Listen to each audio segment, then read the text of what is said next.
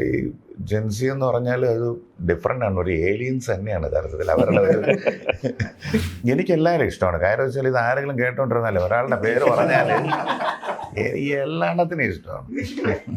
ഒരു ഡയറക്ടർ പുള്ളിക്ക് ആദ്യമേ പാട്ടിനെ പറ്റില്ല വൈറലാക്കണം. ഞാൻ പറഞ്ഞു ഈ ആദ്യമേ വന്ന് ഈ വൈറലാക്കണം എന്ന് പറഞ്ഞാൽ ഞാൻ എന്ത് ചെയ്യും? കാര്യം എന്താണെന്നൊരു ഐഡിയ കിട്ടരുത്, ഈ ചെവി പൊട്ടിപ്പോണം ആ രീതിയിൽ.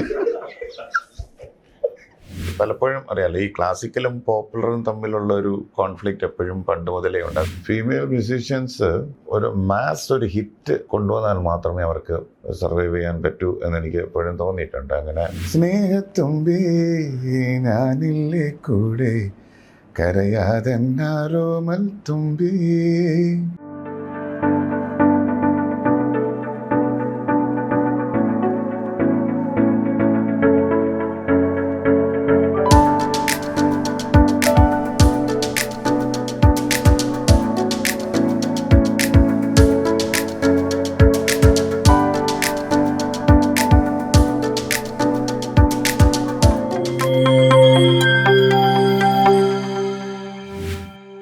നമുക്ക് പതിവ് ചോദ്യത്തിൽ നിന്ന് തുടങ്ങാം. ആദ്യത്തെ, അതായത് 21 വർഷമായി ഇപ്പോഴും കേരളം യാസിനെ അറിയുന്നതും ഓർക്കുന്നതും പറയുന്നതും ഒക്കെ ലജ്ജാവതിയുടെ പാട്ടുകാരനായിട്ടാണ്.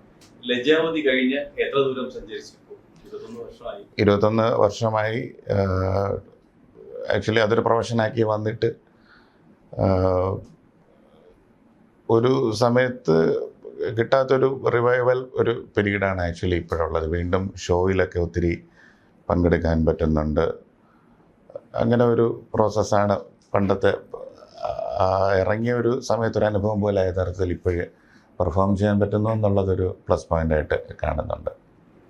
ലജ്ജാവതിയിൽ നിന്ന് എത്ര ദൂരം സഞ്ചരിച്ചു? അതായത് ലജ്ജാവതിയുടെ സമയത്ത് താങ്കളുടെ ബിഗിനറായ ഒരു മ്യൂസിക് കമ്പോസർ പ്ലസ് പാട്ടുകാരനായി. അത് കഴിഞ്ഞ് 4 ഭാഷകളിൽ 4-5 ഭാഷകളിൽ പെർഫോം ചെയ്തു, സ്റ്റേജിൽ പെർഫോം ചെയ്യുന്നു. അപ്പോൾ അത് കഴിഞ്ഞിട്ടുള്ള ഒരു ഗ്രോത്ത് എങ്ങനെയാണ്? ഒരു മ്യൂസീഷ്യൻ എന്നുള്ള രീതിയിൽ ഞങ്ങൾ സ്വപ്നം കണ്ടിരുന്ന എല്ലാവരുമായിട്ടും യഥാർത്ഥത്തിൽ വർക്ക് ചെയ്യാനും പരിചയപ്പെടാനും പറ്റി. ഞാൻ പ്രതീക്ഷിക്കാത്ത ഒത്തിരി സ്ഥലങ്ങളിൽ എനിക്ക് യാത്ര ചെയ്യാനും വർക്കുകളിൽ പാർട്ടിസിപ്പേറ്റ് ചെയ്യാനും പറ്റി. പ്രത്യേകിച്ച് ഞങ്ങൾ മനസ്സിൽ ഒത്തിരി ഇഷ്ടപ്പെട്ട മ്യൂസീഷ്യൻസുമായിട്ട് നമുക്ക് റൂം ഷെയർ ചെയ്യാൻ പറ്റി, പാടിക്കാനും പാടാനും പറ്റി. അതൊരു വലിയൊരു പോസിറ്റീവായിട്ട് കാണുന്നുണ്ട്. പിന്നെ ഞാൻ സ്റ്റാർട്ട് ചെയ്തപ്പോഴത്തേക്ക് പ്രതീക്ഷിച്ചതിനെക്കാട്ടിലും മുകളിലേക്ക് മ്യൂസിക്കിനെ കൊണ്ടുപോകാൻ പറ്റിയായിട്ട് തോന്നി. ആദ്യമൊന്നും മ്യൂസിക് കമ്പോസറായിട്ട് അധികം ശ്രദ്ധിക്കണമെന്ന്, പാട്ടുകാരനായിട്ട് വരുമെന്ന് ഒരിക്കലും പ്രതീക്ഷിച്ചിട്ടില്ല. പക്ഷെ പാട്ടുകാരൻ എന്നുള്ളൊരു ലേബല് ബാക്കിയുള്ള ലാംഗ്വേജുകളിലൊക്കെ കിട്ടി. അതെല്ലാം വളരെ തീർച്ചയായും ഒരു അപ്രതീക്ഷിതമായിരുന്നു. ഞാനും ഒരു ഹോട്ടൽ ബാൻഡിൽ സ്റ്റാർട്ട് ചെയ്തു എന്ന് പറയുമ്പോഴത്തേക്ക് ഈ ഒരു ഗ്രോത്ത് എനിക്ക് ഭയങ്കര ഒരു സക്സസ് റേറ്റിൽ ഞാൻ കാണുന്നുണ്ട്. ഇതിൻ്റെ ഒരു സൊസൈറ്റിയുടെ അക്സെപ്റ്റൻസ് എങ്ങനെയാണ്? കാരണം ഈ തുടങ്ങിയ സമയത്ത് നമുക്ക് തന്നെ അറിയാം ഒരുപാട് ക്രിറ്റിസം ഉണ്ട്, പിന്നെ ഇത് ശുദ്ധ സംഗീതമല്ല എന്നൊരു ആർഗ്യുമെൻ്റ് ഉണ്ട്. എന്നാൽ ഇപ്പോൾ അത് മാറിയിട്ട് ഈ ഹിപ്പ് ഹോപ്പിൻ്റെ സമയമാണ്, മാഷപ്പിൻ്റെ സമയമാണ്. എങ്ങനെയാണ് ഇതിൻ്റെ അക്സെപ്റ്റൻസ് എന്തായിരുന്നു? ആ സമയത്ത് സ്റ്റാർട്ടിങ് പീരീഡിലൊക്കെ ഉള്ള ഒരു ബ്ലോക്കാണ് ഉണ്ടായിരുന്നത്. പിന്നെ അത് പലപ്പോഴും പാട്ടുകളിലേക്ക് എല്ലാവർക്കും വീണ്ടും ഇഷ്ടപ്പെട്ടു. ആദ്യത്തെ ഒരു 5 വർഷത്തോളം ഇതിൻ്റെ എനിക്ക് സ്റ്റേജും ഇതൊക്കെ ചെയ്യാൻ പറ്റി. അത് കഴിഞ്ഞിട്ട് ബാക്കിയുള്ള പാട്ടുകളിലോട്ട് അത്ര ഒരു പോപ്പുലാരിറ്റി കിട്ടിയില്ല. പിന്നെ വേറെ ലാംഗ്വേജുകളിലേക്ക് പോയിട്ട് എനിക്ക് പാട്ടുകൾ പാടാൻ പറ്റി. അങ്ങനെ പാടിയതിന് ശേഷം പിന്നെ എനിക്ക് തോന്നി യഥാർത്ഥത്തിലൊരു വീണ്ടും ഒരു ഇത് തിരിച്ചു വരവെന്നുള്ള രീതിയിൽ സ്റ്റാർട്ട് ചെയ്തത് ഒരു പോസ്റ്റ് പാൻഡമിക് സമയത്താണ്. പിന്നെ വീണ്ടും ഈ ഇൻസ്റ്റാഗ്രാം പോലെയുള്ള സാധനങ്ങൾ വന്നതോടുകൂടി വീണ്ടും യഥാർത്ഥത്തിൽ ഞങ്ങൾക്കൊരു ഫോർഫ്രണ്ടിലേക്ക് വരാൻ പറ്റി. അതൊരു വലിയൊരു കാര്യമായിട്ട് കാണുന്നുണ്ട്. കാര്യം അന്ന് ആസ്വദിച്ച ആ രീതിയിൽ ഇപ്പോഴത്തെ സ്ഥലങ്ങളിലും നമുക്ക് പെർഫോം ചെയ്യാൻ പറ്റുന്നുണ്ട്. ഈ തുടക്കം ഈ പറഞ്ഞ ബാൻഡിൽ നിന്നായിരുന്നു എന്നുള്ള, അതിൽ നിന്ന് ഈ ഒരു ഫിലിം സിംഗിലോട്ടുള്ള ഒരു എൻട്രി എവല്യൂഷൻ എങ്ങനെയായിരുന്നു? ഞങ്ങൾക്ക് അന്ന് ബാൻഡ് ആയതുകൊണ്ട് തന്നെ ഞങ്ങൾക്ക് ഇന്ന് നമ്മൾ കാണുന്ന പോലെ കവർ സോങ്സ് ഇറക്കാനും അങ്ങനെയുള്ള താല്പര്യങ്ങളും ആ സമയത്ത് ഒത്തിരി ഫ്രീഡം ഉണ്ടായിരുന്നു മ്യൂസിക് ചെയ്യാനും. അത് കാരണമാണ് ആദ്യത്തെ ഒരു ആൽബം ഞങ്ങളുടെ മനസ്സിലൊരു എന്താണ് ഇത് സോക്കോൾഡ് ഒരു ആൽബം ആയിരുന്നു. അത് സിനിമാറ്റിക് എന്നതിനെക്കാട്ടിലും അതുകൊണ്ടാണ് ഞങ്ങൾ അതിൽ അപ്ലൈ ചെയ്ത ഫോർമുലയും എല്ലാം ഒരു ആൽബം ഓറിയൻറ്റഡ് സംഭവങ്ങളായിരുന്നു. ആ സമയത്ത് ബാൻഡ് കോൺസെപ്റ്റിൽ സിനിമാറ്റിക്കിൽ നിന്ന് മാറി ചിന്തിക്കാനായിട്ട് ആ സമയം ഒത്തിരി സഹായിച്ചു. അത് കഴിഞ്ഞ് പിന്നെ സിനിമാ പാട്ടുകളിലേക്ക് തന്നെ വീണ്ടും ഇറങ്ങി ചെയ്യേണ്ടി വന്ന അവസ്ഥയാണ് അതിന് ശേഷം ഉണ്ടായിരുന്നത്. അല്ല, ഈ സിനിമ തന്നെ അതുപോലെ തന്നെ ഒരു ഫ്യൂഷൻ കോൺസെപ്റ്റ്, ഈ ചെണ്ടയുടെ എലിമെന്റ്സും ആ കോൺസെപ്റ്റിലോട്ട് എങ്ങനെയാണ് ലൈക് ഫ്രം ഒരു അതിനു മുമ്പ് കാരണം നിങ്ങൾ ഇത്തിരി റോക്ക് അല്ലെങ്കിൽ വെസ്റ്റേൺ മ്യൂസിക് അങ്ങനത്തെ ഒരു ബേസ് ആയിരുന്നു. അതെ അതെ യഥാർത്ഥത്തിൽ ഈ ഡാൻസ് മ്യൂസിക്കിനോട് ഭയങ്കര ഒരു താല്പര്യം ഉണ്ടായിരുന്നു. പിന്നെ ഈ ഇന്ത്യൻ ഓറിയൻറ്റഡ് റിതം ഈ ഇംഗ്ലീഷുമായിട്ട് ഫ്യൂസ് ചെയ്യുന്നതിനോട് ഭയങ്കര താല്പര്യമായിരുന്നു. അത് തന്നെയാണ് ഞങ്ങൾ ഹോട്ടലിലൊക്കെ പ്ലേ ചെയ്യുമ്പോഴേ തന്നെ ഞങ്ങൾ അതിൻ്റെ ചെറിയ ചെറിയ സംഭവങ്ങൾ പ്രാക്ടീസ് മീൻസ് നമ്മൾ ഒരു ഫ്രീ സ്റ്റൈൽ അടിക്കും. ഏതെങ്കിലും ഒരു വെസ്റ്റേൺ സോങ് ഒക്കെ വരുമ്പോഴതിൻ്റെ കൂടെ നമ്മൾ എന്താണ് തബല ട്രൈ ചെയ്യും. അങ്ങനെ അത് കേൾക്കുമ്പോഴത്തേക്കുള്ള ഒരു അട്രാക്ഷൻ ഭയങ്കരമാണ്. പണ്ട് ഇന്നത്തെ പോലെയല്ല, അന്ന് ഇപ്പോഴൊത്തിരി വരുന്നുണ്ട് ഫ്യൂസ് ചെയ്ത സംഭവങ്ങൾ വരുന്നത്. പക്ഷെ അന്ന് വളരെ കുറവായിട്ടാണ്. അന്ന് സ്റ്റുഡിയോയിലൊക്കെ പോകുമ്പോഴത്തേക്ക് കംപ്ലൈൻ്റ് ആയിട്ട് പറയുന്നുണ്ട്, ഇംഗ്ലീഷ് പാട്ടല്ലേ അതിൻ്റെ പുറത്തൂടെ ആരെങ്കിലും തബല വായിക്കുമോ, അങ്ങനത്തെ ഒരു കോൺസെപ്റ്റിലായിരുന്നു ഒരു 20-25 വർഷങ്ങൾക്ക് മുമ്പ്. പക്ഷേ ഞങ്ങളത് അന്നും കുറേ പാട്ടുകൾ ഞങ്ങളത് എൻജോയ് ചെയ്തു. ഞങ്ങൾ പ്രൈവറ്റായിട്ടുള്ള ഞങ്ങളുടെ ഈ ഗിഗുകളിലെല്ലാം ഞങ്ങൾ അങ്ങനെ ഫ്യൂസ് ചെയ്യും. അത് സാധാരണ വളരെ പോപ്പുലറായിട്ടുള്ള പാട്ടുകളിൽ ചില സമയം അത് ഭയങ്കര ഇൻട്രസ്റ്റിംഗ് ആയിട്ട് തോന്നി. അത് നമുക്ക് ഫിലിമിൽ അപ്ലൈ ചെയ്യാൻ വന്നു. പിന്നെ ആ സമയത്ത് ഫ്യൂഷൻ എന്നുള്ളതിൻ്റെയൊക്കെ ഒരു സിനിമയിലും മലയാളം ഫിലിമിൽ സ്റ്റാർട്ട് ചെയ്തു വരുന്ന സമയമാണ്. എനിക്ക് തോന്നുന്നു റഹ്മാൻ സാറിൻ്റെ ഒരു പ്രോപ്പറായിട്ടുള്ളൊരു എൻട്രിയിലാണ് ഈ ടോട്ടൽ കോൺസെപ്റ്റുകളിലൊക്കെ ഒരു ബ്രേക്ക് വന്നതും. ഞങ്ങളുടെ ബാൻഡിൽ വെസ്റ്റേൺ ആയിട്ടുള്ള ബാൻഡിൽ ലീഡ് ഗിറ്റാറിസ്റ്റും അവരൊക്കെ വായിക്കുന്നവർ ഫുൾ ഇംഗ്ലീഷ് കേൾക്കുന്നവരാണ്. അവർ ഒരു രീതിയിലും നമ്മുടെ റീജിയണൽ സോങ്സ് കേൾക്കാത്ത ഒത്തിരി പേരുണ്ടായിരുന്നു. അവരൊക്കെ പെട്ടെന്ന് ഇങ്ങനെ ഒരു ഫോക്കസിലേക്ക് വരാൻ കാര്യം റഹ്മാൻ സാറിൻ്റെ പാട്ടുകളായിട്ട് നമുക്ക് തോന്നിയിട്ടുണ്ട്. കാര്യം വന്ന് പറയുന്നത് കേട്ടിട്ടുണ്ട്, ആ പാട്ടിൽ ഒരു ലീഡ് ഇറങ്ങിയിട്ടുണ്ട്, ഉഗ്രനായിട്ട് വായിച്ചിട്ടുണ്ട്. അങ്ങനത്തെ ഒരു ഫോക്കസ് AR സാറിൻ്റെ ഒരു വരവോടുകൂടി തുടങ്ങി. പിന്നെ ഞങ്ങളുടെയൊക്കെ ഡിഗ്രി ടൈമിലായിരുന്നു, യൂണിവേഴ്സിറ്റി കോളേജിലായിരുന്നു ഈ അദ്ദേഹത്തിൻ്റെ റോജയൊക്കെ ഇറങ്ങുന്ന സമയം. അവിടെ മുതൽ ഞങ്ങൾ അറിയുമല്ലോ വേറെ സൗണ്ടിൻ്റെ വേറൊരു സ്കൂളിംഗ് ആയിരുന്നു നമുക്കെല്ലാം കിട്ടിയത്. അപ്പോൾ അതിൻ്റെ ഒരു മേമ്പൊടിയാണ് പിന്നെ ഒരു ആപ്ലിക്കേഷൻ അല്ല. വീട്ടിലെ ചുറ്റുപാട് എന്തായിരുന്നു? എങ്ങനെയാണ് മ്യൂസിക്കിലേക്ക് വന്നത്? ചെറുതിൽ പഠിച്ചിട്ടുണ്ടോ മ്യൂസിക്? ഞാൻ ഗ്രാൻഡ് ഫാദറും പപ്പ എല്ലാവരും മ്യൂസീഷ്യൻസാണ്. അദ്ദേഹം ഇതുപോലെ ഹാർമോണിയം ഫ്ലൂട്ട് ഒക്കെ വായിക്കും. അദ്ദേഹം ഇതുപോലെ മ്യൂസിക് ഉണ്ടായിരുന്നു. പപ്പയുടെ പപ്പ അദ്ദേഹം പാട്ട് എഴുതും, വളരെ ചർച്ച ഓറിയൻറ്റഡ് ആയിട്ടുള്ള സോങ്സ് എഴുതും. അങ്ങനെ മ്യൂസിക് ഉള്ളിലുണ്ട്. ഞാൻ ക്ലാസിക്കൽ പിയാനോ ആണ് യഥാർത്ഥത്തിൽ ഞാൻ 10ാം ക്ലാസ്സിൽ പഠിക്കുമ്പോഴത്തേക്ക് സ്റ്റാർട്ട് ചെയ്ത് തുടങ്ങിയത്.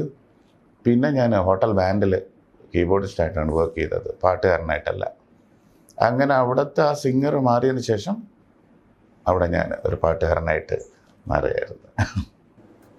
ഈ ഗ്രാൻഡ് ഫാദർ കർണാട്ടിക് മ്യൂസീഷ്യൻ ആയിരുന്നല്ലേ? അദ്ദേഹം കർണാട്ടിക് അറിയാമായിരുന്നു, അദ്ദേഹത്തിന് കർണാട്ടിക് അറിയാമായിരുന്നു. അദ്ദേഹം ഈ പറയുന്നത് പോലെ ലൈറ്റ് സോങ്സ് ഒക്കെ ഒത്തിരി എഴുതും. അങ്ങനത്തെ ഒരു ആളായിരുന്നു.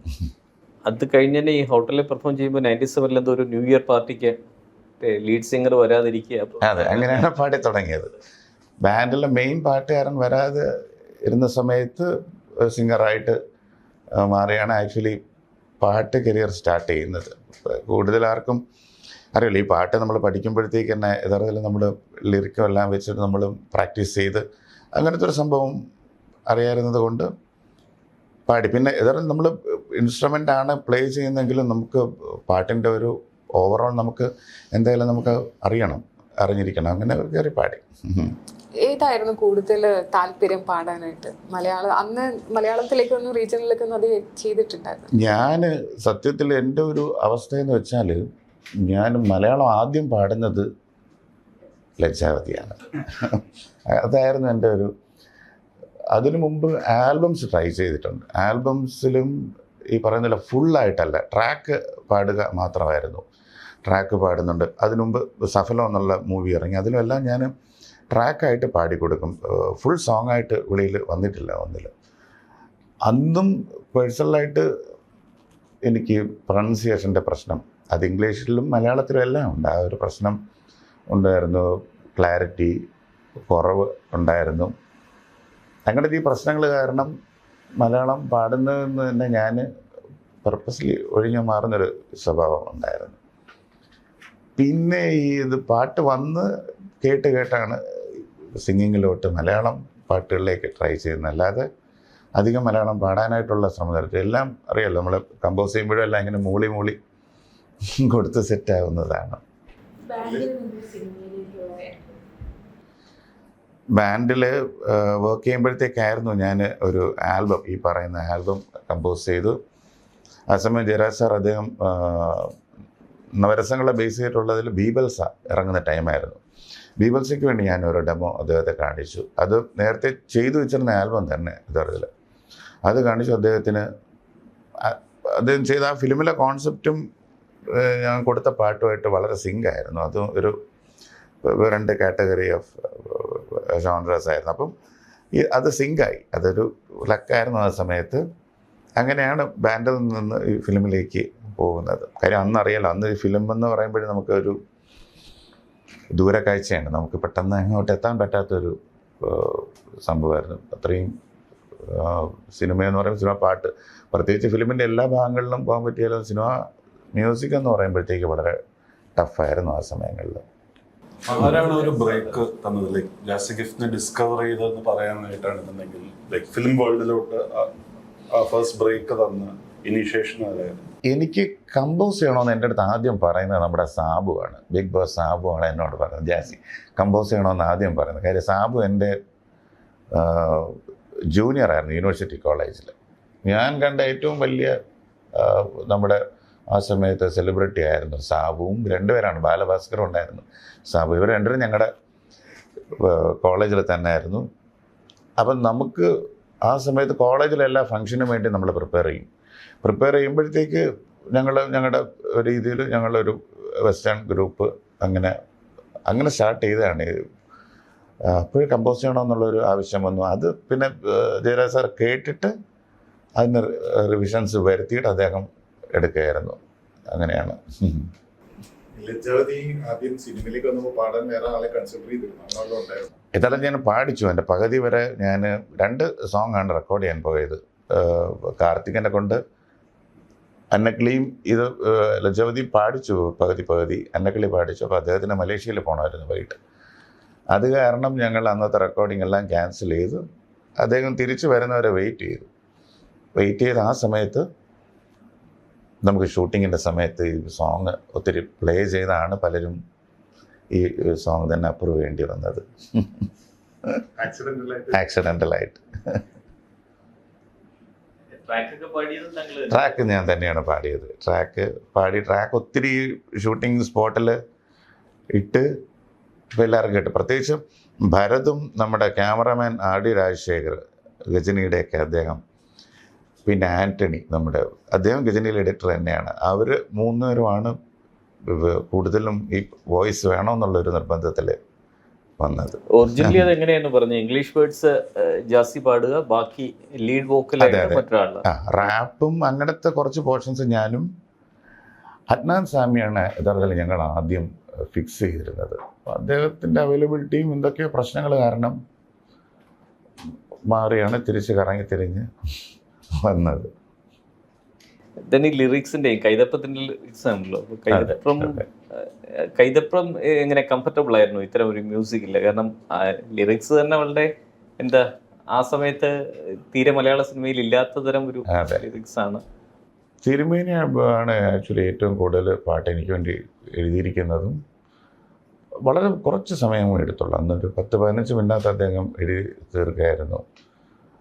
ഒരു പാട്ടിൻ്റെ വളരെ ആപ്റ്റായിട്ടുള്ളൊരു മീറ്ററിനോട് ഇണങ്ങത്തക്ക രീതിയിൽ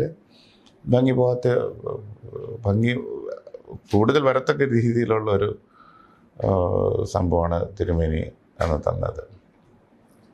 ആ പാട്ടിനുടെ റെസ്പോൺസ് അന്നക്കിളി ആയാലും ലജ്ജാവതി ആയാലും അത് അത്രയും വലിയൊരു ഹിറ്റാണെന്ന് വിചാരിച്ചിരുന്നു. യങ്സ്റ്റേഴ്സിന്റെ ഇടയ്ക്ക് അതൊരു ഭയങ്കര ഹിറ്റും അതിന്റെ കൂടെ തന്നെ ക്രിറ്റിസിസം വരുന്നോണ്ടിരിക്കുന്ന സമയമായിരുന്നു. ക്രിറ്റിസിസം വരുമെന്ന് ഉറപ്പായിരുന്നു. അത് നമ്മൾ അത് കറക്റ്റായിട്ട്, പക്ഷേ ഇത് പോപ്പുലർ അദ്ദേഹത്തിൻ്റെ റെക്കോർഡ്സ് എല്ലാം, ജയരാജ് റെക്കോർഡെല്ലാം ഒത്തിരി പാട്ടുകൾ ഭയങ്കര, ഞങ്ങളുടെ തൊട്ട് മുമ്പ് തന്നെ ദേശാടനം, ജോണി വാക്കർ, ഇതിലെല്ലാം ഓഡിയോ ഭയങ്കര ഹിറ്റാണ്. അപ്പോൾ നമുക്കറിയാം പാട്ട് ശ്രദ്ധിക്കപ്പെടും, ഒരളവിൽ ശ്രദ്ധിക്കപ്പെടും. ഒത്തിരി പോപ്പുലർ ആവുമെന്ന് വിചാരിച്ചില്ല, പ്രത്യേകിച്ച് വേറെ ലാംഗ്വേജുകളിലൊക്കെ പോകുന്നൊന്നും നമ്മൾ പ്രതീക്ഷിച്ചിട്ടില്ല. അത് കാരണം ഒരു ഡൗട്ടുണ്ടായിരുന്നു. പക്ഷേ സോങ് പലപ്പോഴും കേൾക്കുമ്പോഴത്തേക്കും സ്റ്റുഡിയോയ്ക്കകത്ത് ഓൾറെഡി എല്ലാവർക്കും ഒരു പോസിറ്റീവ് ഒരു അപ്രോച്ച് ഉണ്ടായിരുന്നു. പിന്നെ അന്ന് പറയുന്നത് പോലെ സോങ് ഇതെങ്ങനെ വിടിയിലേക്ക് എത്തും എന്നുള്ളതിനെ പറ്റി പലർക്കും ഡൗട്ടുണ്ടായിരുന്നു. അതാണ് ഒത്തിരി നാൾ ഈ ഓഡിയോ ഇങ്ങനെ ഹോൾഡ് ചെയ്തു. മീൻസ് 2003-ലല്ലേ ഇത്? 2004-ലാണ് റിലീസ് ചെയ്യുന്നത്. നേരത്തെ സിനിമയുടെ യാത്ര പറഞ്ഞപ്പോൾ ബീഭത്സം കഴിഞ്ഞ് പിന്നെ സഫലമാണ് വന്നത്. ഞങ്ങൾ ഈ ഫോർ ദ പീപ്പിളിൻ്റെ ബീഭത്സം കഴിഞ്ഞിട്ട് ഫോർ ദ പീപ്പിളിൻ്റെ സിറ്റുവേഷനൊക്കെ പറഞ്ഞിട്ട് ഒത്തിരി നാളുണ്ടായിരുന്നു. അത് കഴിഞ്ഞിട്ട് ഇടയ്ക്കൊരു ഗ്യാപ്പിലാണ് സഫലം. അത് സാറിൻ്റെ അസോസിയേറ്റ് അശോകേട്ടൻ്റെ പടം ആദ്യം ചെയ്യുന്നത്. അത് കഴിഞ്ഞിട്ടാണ് ഇത് ഓഡിയോ ആയിട്ട് റിലീസ് ചെയ്യുന്നത്.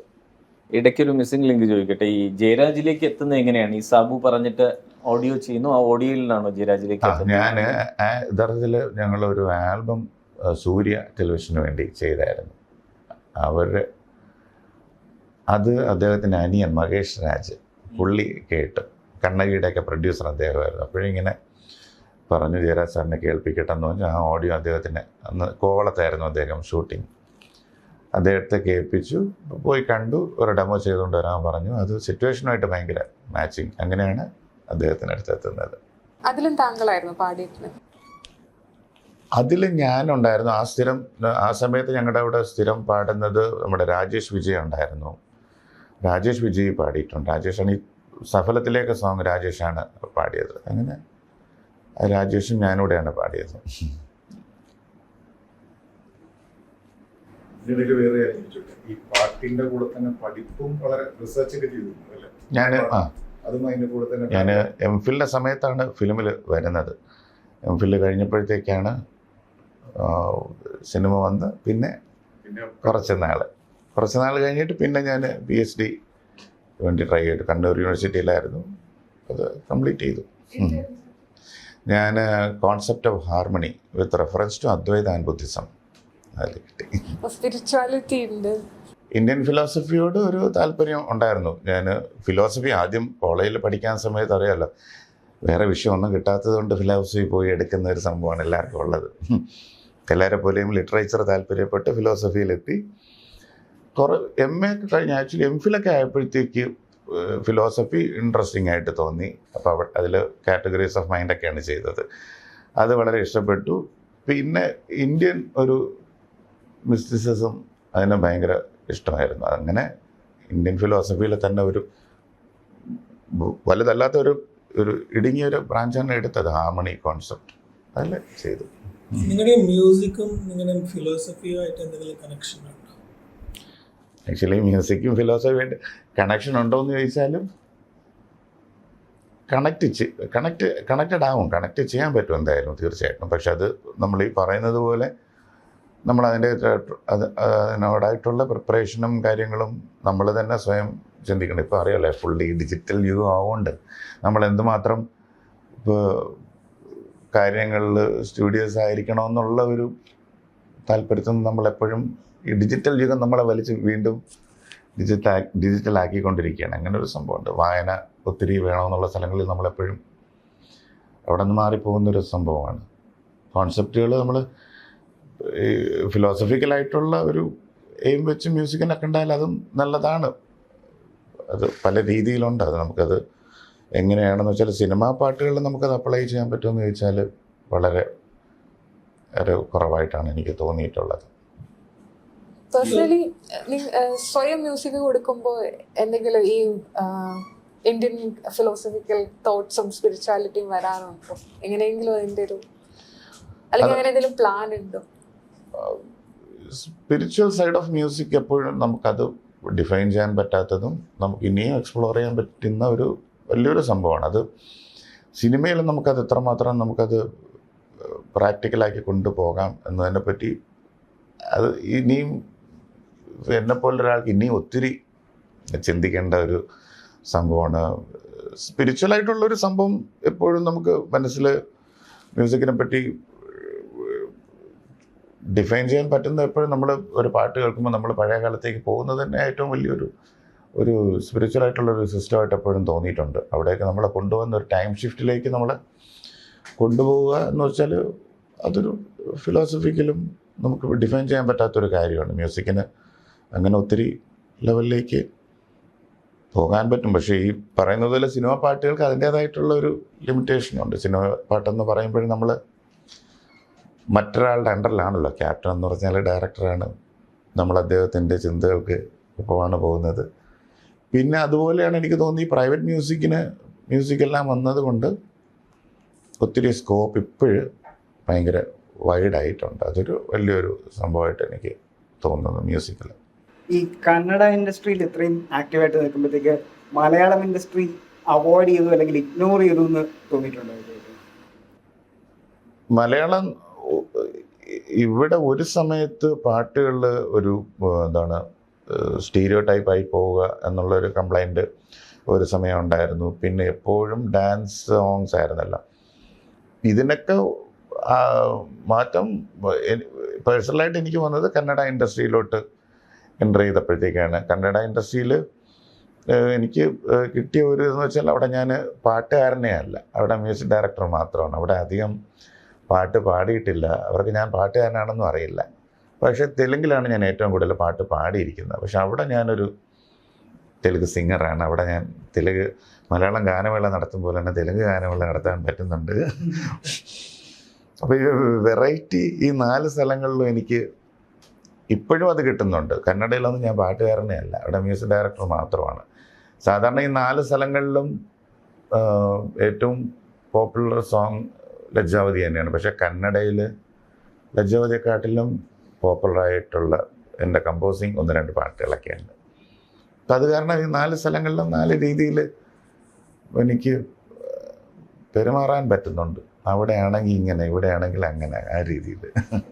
ലാംഗ്വേജ് ഒരു ലിമിറ്റേഷൻ ആണോ ഒരു കമ്പോസറിന്? ഇപ്പം ഓൾമോസ്റ്റ് കന്നഡ ഞാനൊക്കെ ചെല്ലുന്ന സമയത്ത് അവിടെ ഏറ്റവും ടോപ്പ് സിംഗർ എന്ന് വെച്ചാൽ സോണു നിഗവും ശ്രേയ ഘോഷാലുമാണ്. അപ്പോൾ 2 പേർക്കും കന്നഡ അറിഞ്ഞൂടാ, 2 പേർക്കും സംസാരിക്കാൻ അറിയില്ല. അവരും പാടും. അവരാണ് ആ സമയത്ത് റൂൾ ചെയ്തിരുന്ന 2 പേർ അവിടെയാണ്. പിന്നെ കന്നഡ എനിക്ക് ആക്ച്വലി കുറച്ച് മനസ്സിലാക്കാനും സംസാരിക്കാനൊക്കെ പറ്റും. ഒത്തിരി തെലുങ്ക് പാടാൻ പറ്റും, സംസാരിക്കാൻ പറ്റില്ല. പ്രൊനൗൺസിയേഷൻ്റെ പ്രശ്നം ഈ ഏറ്റവും കൂടുതലുള്ളതും എനിക്ക് കന്നഡ പാട്ടുകൾ പാടുമ്പോഴത്തേക്കാണ്. ഈ കന്നഡയിൽ കമ്പോസ് ചെയ്യുമ്പോഴും മലയാളത്തിൽ കമ്പോസ് ചെയ്യുമ്പോഴും നമ്മളൊരു ടാർഗറ്റ് ഓഡിയൻസ് ഉണ്ടാവില്ല. അപ്പോൾ കന്നഡയിൽ കമ്പോസ് ചെയ്യുമ്പോൾ എന്തെങ്കിലും ആ ഒരു എന്ത് രീതിയിലുള്ള മ്യൂസിക്കാണ് അവർക്ക് ആവശ്യം കന്നഡ മൂവി ഗോവേഴ്സിന്? എനിക്ക് തോന്നുന്നു ഈ കാന്താരയൊക്കെ വന്നതിന് ശേഷം മൊത്തം ഒരു ട്രെൻഡിൻ്റെ ഒരു ചേഞ്ച് ഉണ്ട്. അതിന് തൊട്ട് മുമ്പ് തന്നെ ഒരു ന്യൂ വേവ് കന്നഡ ഇൻഡസ്ട്രിയിലും ഇങ്ങനെ വന്നു തുടങ്ങി. അപ്പോൾ യാഷിൻ്റെ പടവും ഇതെല്ലാം വന്നതിന് ശേഷം ഒരു ഭയങ്കരമായിട്ടുള്ള ഒരു നമ്മൾ പറയുന്ന പോലത്തൊരു പാൻ ഇന്ത്യൻ സ്വഭാവത്തിലേക്ക് പോകുന്നുണ്ട്. ആ സമയം മുതലൊക്കെ ഉള്ള പാട്ടുകൾക്ക് വ്യത്യാസമുണ്ട്. അല്ലാത്ത സമയം അവർ പ്യുവറായിട്ടൊരു മെലഡി ഇഷ്ടപ്പെടുന്ന ആൾക്കാരാണ്.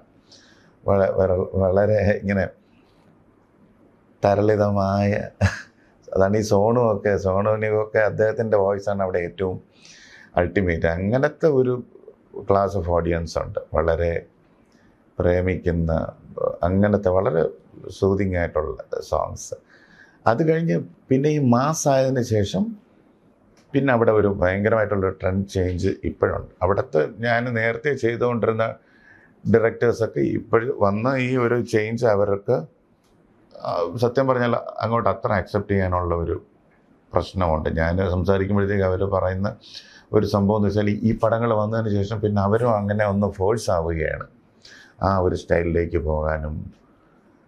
ഇല്ലെങ്കിൽ സാധാരണ നമ്മുടെ വളരെ സോഫ്റ്റായിട്ടുള്ള മെലഡിയൊക്കെ ചെയ്തുകൊണ്ടിരുന്ന സ്ഥലങ്ങളിൽ ലവ് സീനും ലവ് സബ്ജക്റ്റും എല്ലാം പതുക്കെ അങ്ങ് മാറ്റപ്പെട്ടു. പുതിയൊരു ന്യൂ വേവാണ് അവിടെയും ഇപ്പോഴും ആവുന്നത്. സെയിം ഇപ്പോൾ ഈ പറഞ്ഞ അതേ ഒരു ന്യൂ വേവ് തന്നെയാണ് ഇവിടെയും.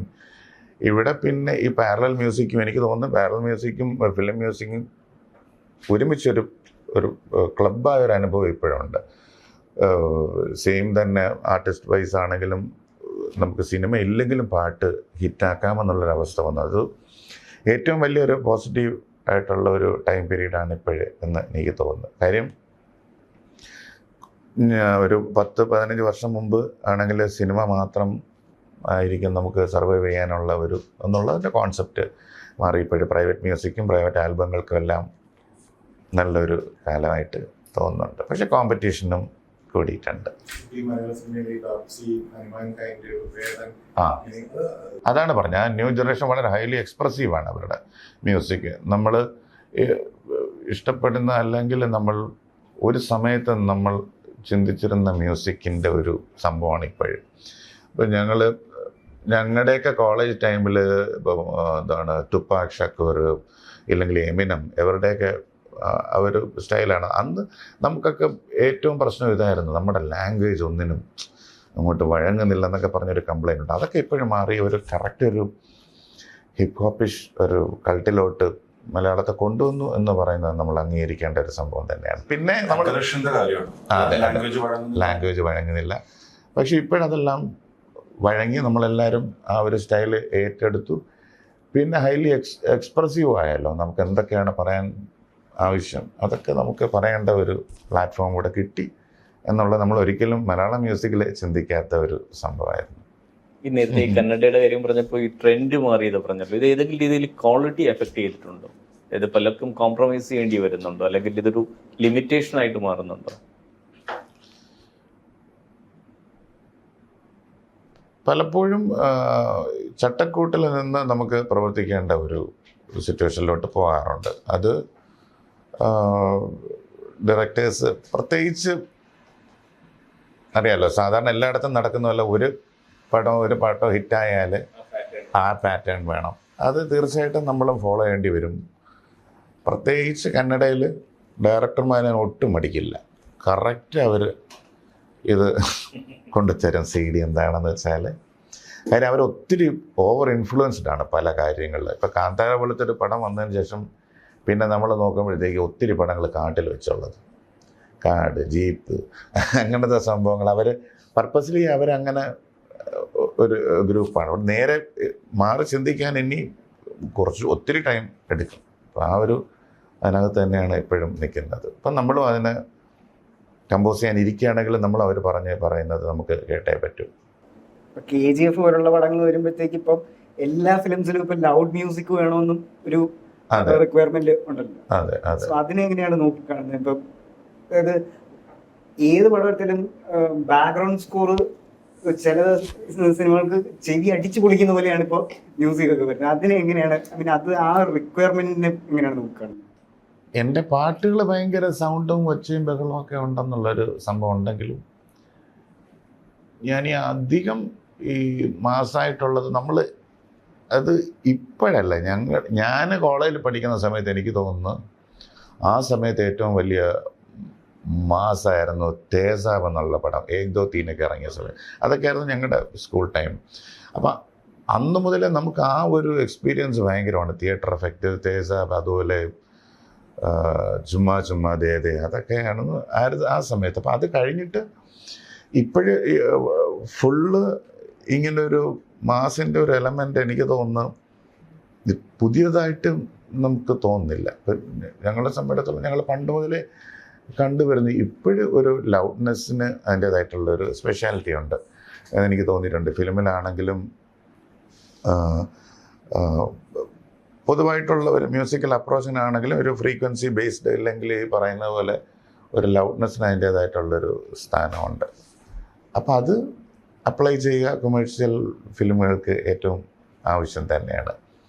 എനിക്കും ഇഷ്ടമില്ലാതില്ല, പക്ഷേ അത് എപ്പോഴും അറിയാമല്ലോ, ഇത് ഓവർ യൂസ്ഡ് ആക്കാൻ എപ്പോഴും നമുക്ക് തോന്നുന്ന ഒരു സംഭവമായിട്ട് എനിക്ക് എപ്പോഴും ഫീൽ ചെയ്തിട്ടുണ്ട്. ലൗഡാകാനായിട്ട് ലൗഡാകുന്ന ഒരു ടെൻഡൻസി കൂടെ ഉണ്ടെന്ന് തോന്നുന്നു. അതെ അതെ. എൻ്റെ കൂടെ ബാംഗ്ലൂരിൽ ഞാനും എൻ്റെ കൂടെ ഒരു മ്യൂസിക് ഡയറക്ടറാണ് താമസിക്കുന്നത്. എമിൽ എന്നാണ് അവൻ്റെ പേര്, മലയാളി തന്നെ. അവൻ തൊട്ടപ്പുറത്ത് അവൻ ഡെമോ ഇട്ട് കാണിക്കുമ്പം അവിടെ എങ്ങും നിൽക്കാൻ പറ്റില്ല, ഭയങ്കര അത്രയ്ക്ക് ബഹളമാണ്. ഞാൻ പറഞ്ഞു എന്തോന്നിടേ ഇത്. ഞാൻ പറയാം, അപ്പം അവൻ പറയാം അണ്ണ അത് അവർക്ക് പിടിക്കൂല ഇതല്ലെങ്കിൽ. ഞാൻ പറയും നമുക്ക് പിടിക്കില്ലല്ലോ, അപ്പം അണ്ണനെ പിടിക്കില്ല, പക്ഷെ അത് അവർക്ക് പിടിക്കും. അപ്പം അങ്ങനെയാണ് ഈ ലൗഡ്നെസ്സിന് അതിൻ്റേതായിട്ടുള്ള കാര്യം എന്താണെന്നൊരു ഐഡിയ കിട്ടരുത്, ഈ ചെവി പൊട്ടിപ്പോണം ആ രീതിയിൽ.